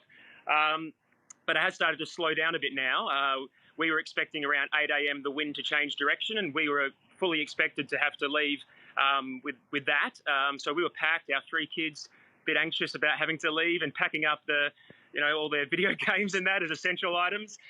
So yeah, it's been an interesting week over here in Western Australia, and this is just another thing to add to it. I've been listening on the emergency radio, and they've just got a big aircraft in from down south that's helping them to contain it at a railway parade, which is not that, well, probably about 10, 15 k's away from us, and they're trying to stem the flow of the fire there. They've done an amazing job, the work they have done. I just heard some of them have been working since midnight and haven't had anything to eat or drink, and they were trying to get supplies to them, so we are eternally grateful for what they're doing. We will watch. We are ready to go if we have to at the drop of a hat, but at this point we are all still here. We've been in Averley about 13 years, and we've had a couple just in local scrub bush land behind us. One that was really close, we could feel flames, and that was contained very quickly, very different scale to this beast they're dealing with. But we have had a bit of experience in dealing with a few in the time we've been here in the Australian summer. We have one child who has ASD, and he was very anxious and put his mask on straight away, seeing we're only a couple of days into having mandatory mask wearing. The kids have done well. They did get straight into it. They were ready to go at the drop of a hat. We kept saying at the drop of a hat so many times this morning, so they've been very resilient, so we're super proud of them. We have a very unique thing here in Averley out in the Swan Valley. We have peacocks that roam our streets, and we have emus here. Up until recently, there were some kangaroos around as well. So there have been quite a few local citizens on the page I run who've been sending photos of the emus recently, that they're okay. I haven't heard much about the peacocks yet, but I think they're okay because it hasn't got that close to us yet. But they can still become distressed with the smoke and all that. So hopefully all of our absolutely wonderful wildlife is okay. The emergency services have been fantastic. Their updates since this started around midday yesterday have been exceptional. You can't fault them. It's been fantastic. We haven't felt out of the loop once. The fire zone covers an area with a number of horse farms and studs, and many of the horses have been evacuated over the last 24 hours. Ron Fleming is the chairman of Equestrian Western Australia. He's at Herne Hill on the edge of the fire zone and says volunteers have helped make sure local horses are safe. It's been a very, very hectic 24 hours. Since the fire started, a lot of horses from up in the hills came down, initially evacuated to the State Equestrian Centre. That then became a watch and act area, so the horses were then all moved to the yearling sales complex of Magic Millions, which is where most of them are at now, and there's approximately 300 horses there. Lots of people offer to help always, so horses getting to the State Equestrian Centre, a number were brought by other people, and so when the decision was made to move them to the second evacuation site, I actually came home and grabbed my horse truck and assisted and did a couple of loads of those, and then continued through the night actually picking up horses on various different properties around here where they didn't have sufficient horse floats or ability to move all of their horses off. The facilities at the Magic Millions are superb. They've got very safe, good boxes, so the horses are fine. And I went back there this morning about 6 a.m. and they were all looking quite chilled and quite relaxed. Little harder for the people that are dealing with them. It's very stressful, and having to move them and get feed and that sort of thing is always very difficult. But lots of volunteers actually turned up with bales of hay and bags of feed and things like that. So the horse community's been magnificent over the last 24 hours. Very large horse population, so very typical of any major city nowadays. The fringe is made up of sort of 3 to 20 acre farmlets or hobby farms where the majority will have 1, 2 or more horses. So, yeah, very nice lifestyle. Where we are here, we're 35 minutes from the CBD, but we've just got horses and paddocks around us. We don't have a neighbour to look over the fence and see what they're doing.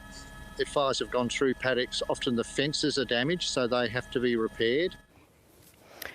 And that's Ron Fleming. He's the chairman of Equestrian Western Australia. Time now for my political panel. I'm joined by West Australian Liberal MP Celia Hammond and Victorian Labor MP Peter Khalil too. Welcome to you both. Celia, beginning with you, what do you make of what's happening in your state? This is in the middle of a COVID-19 lockdown. We're seeing this fire emergency unfold.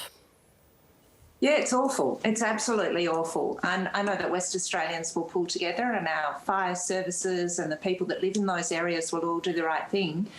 But yeah, I'm getting communication from friends and family back home, and it's quite a shock because it's also a very hot couple of days over there at the moment. So it's suffering. They're suffering over there. Oh, look, it's a sort of situation no one would want to be in. It's terrible.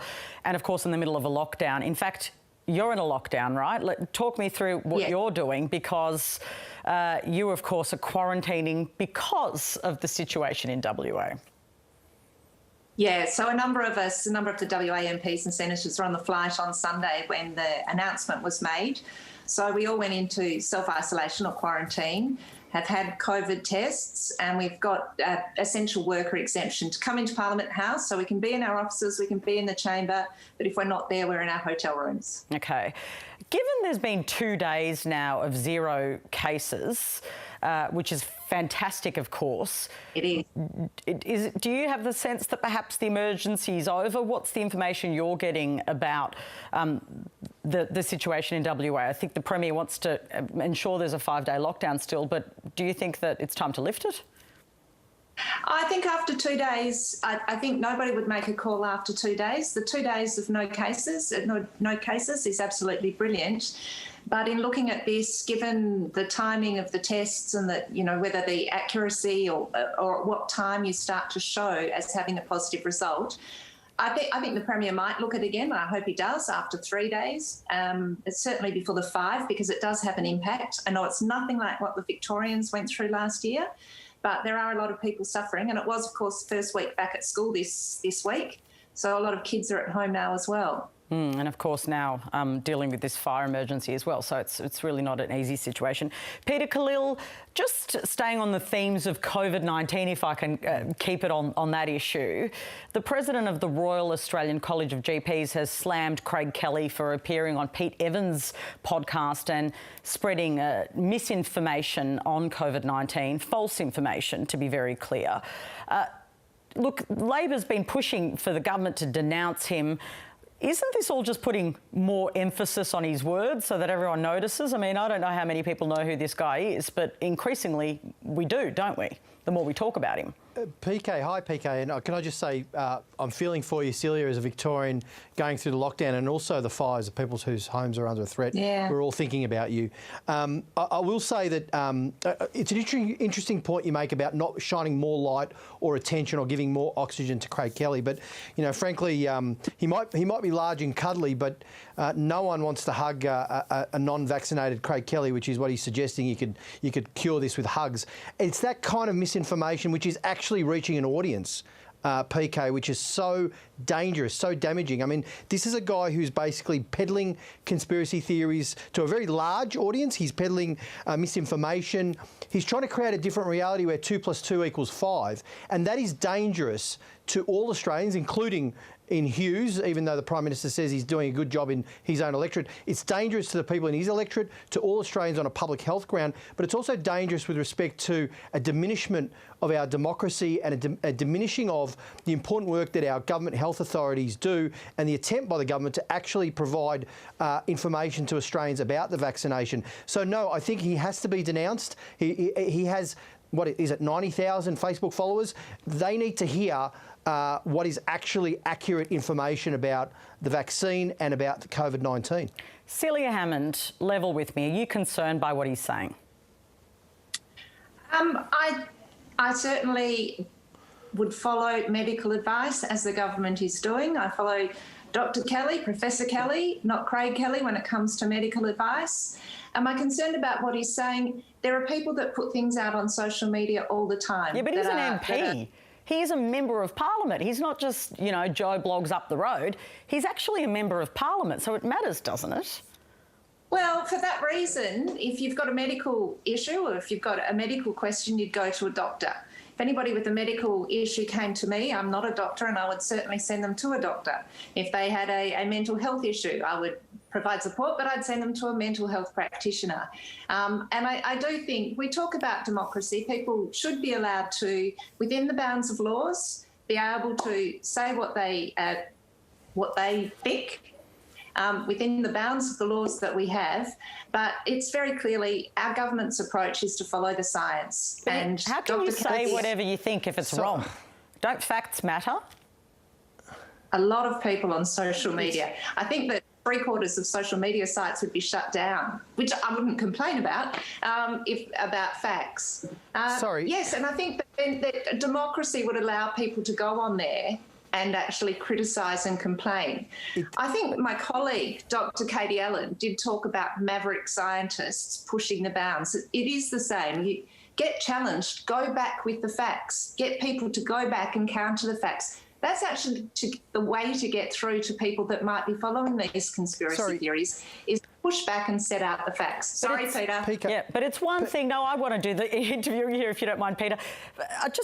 But it's one thing to be sort of some punter that's saying cuckoo things on the internet. This is a member of Parliament where actually the Liberal Party, you'd think, does have some control over what he does.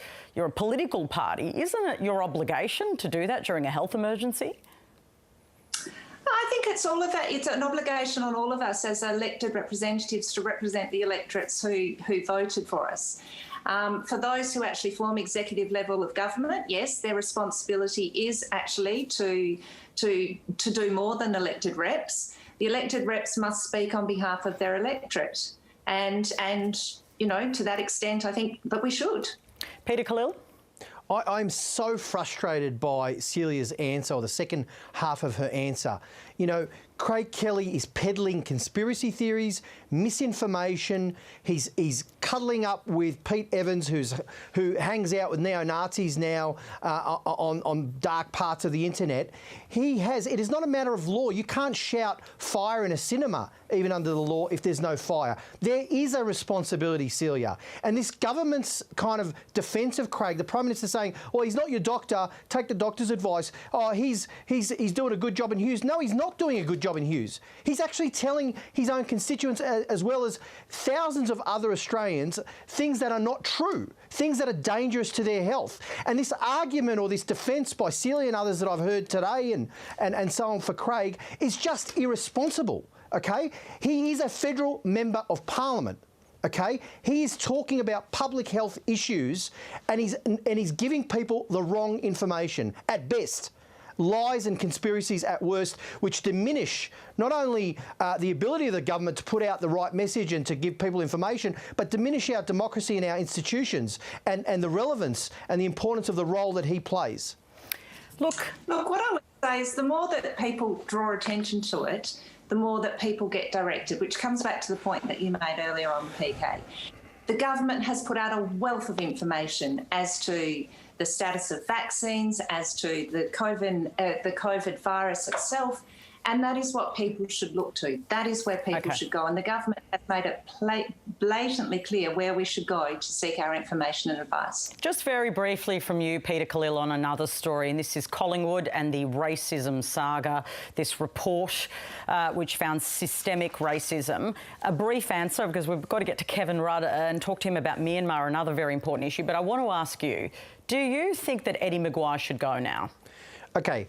I think there's been a failure of leadership, PK, and I think also there's been a failure of us as a society. Every time this kind of issue pops up, we focus on Eddie Maguire or the character or the personality, and we miss the opportunity to talk about the deeper ingrained structural racism that exists, whether it be at football clubs or institutions or academia or the media or politics, because we're focusing on whether we should sack this guy or this guy should go or he's an idiot or he said something wrong.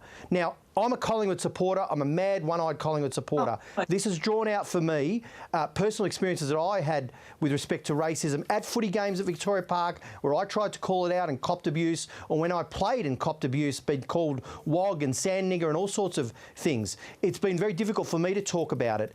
As far as the club and what they do, well, Eddie Maguire says he loves the club. He should look into his soul and think what is the best for the club, because there's no individual that's greater than the club, and there needs to be leadership on this issue. We need to be talking about hasn't he proven to be incapable of leading this club?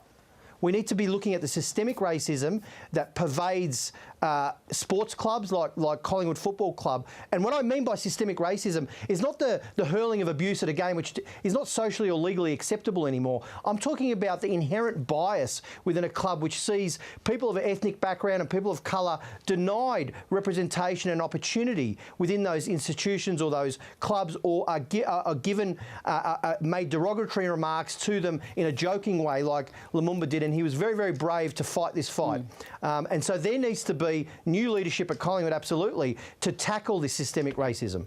Look, I'm a Collingwood supporter too, and I think it's getting to the point where some big changes have to be made. Thank you to both of you, West Australian Liberal MP Celia Hammond there and Victorian Labor MP Peter Khalil.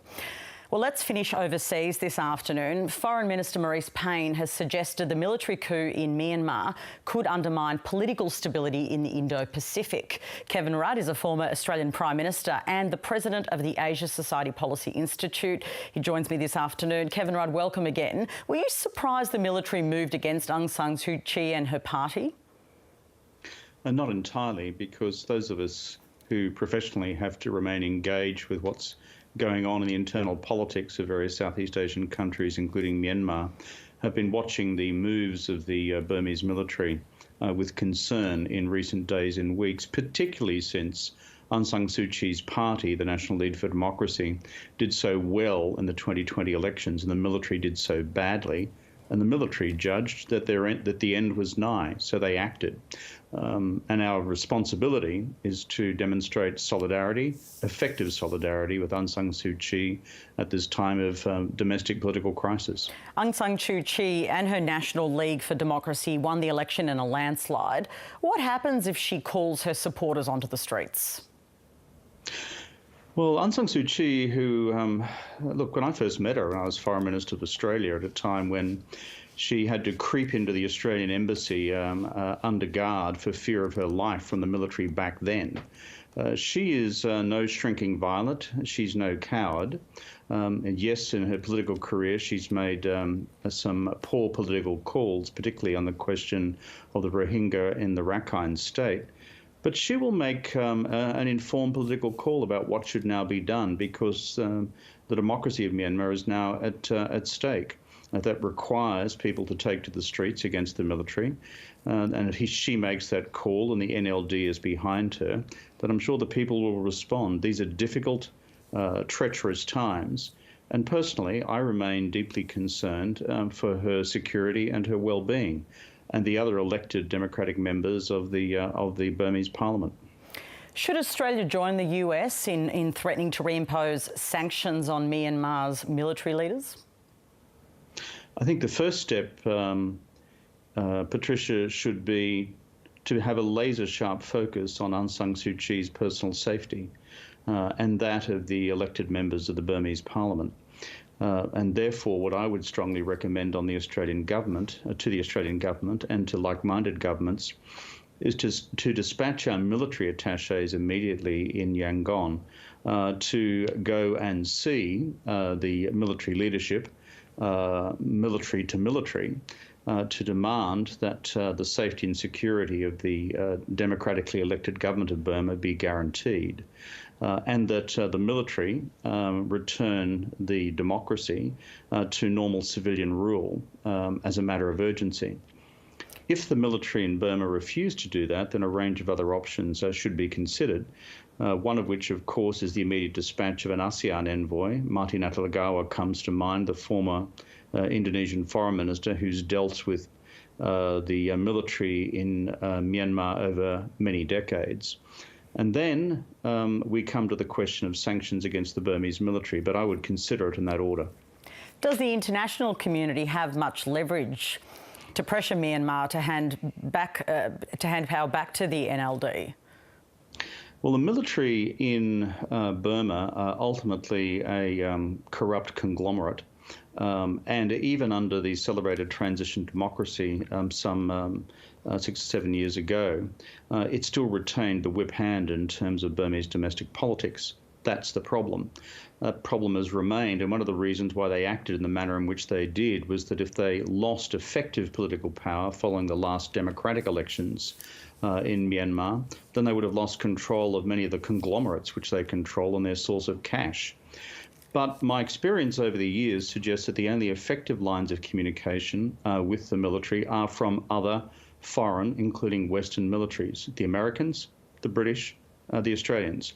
The Chinese military will also have their lines of communication open, but those lines are deeply, shall we say, compromised by the range of national security problems which Myanmar has with the People's Republic of China over the border and other domestic insurrections within Burma itself. Kevin Rudd, thank you so much for joining us this afternoon. Good to be with you. Kevin Rudd is the former Australian Prime Minister. He was, of course, a former Foreign Minister as well, as he mentioned in terms of his meeting with Aung San Suu Kyi. Also the President of the Asia Society Policy Institute. Well, that's afternoon briefing for today. Remember, you can keep up to date at ABC News online or on iView as well. Now, more on our top stories up next, including, of course, the fire situation in WA. We're bringing you up-to-date news on that fire situation. Reports of many homes lost. Of course, this situation is still serious and ongoing. At the same time, this is in the middle of a 5-day lockdown.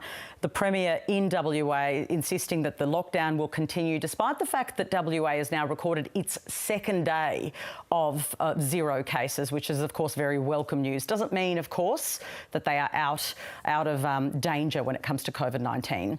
Now, emergency warnings are in place for parts of the Mundaring, Chittering and Northern Shires, as well as the city of Swan, and authorities say there is a threat to lives and homes there.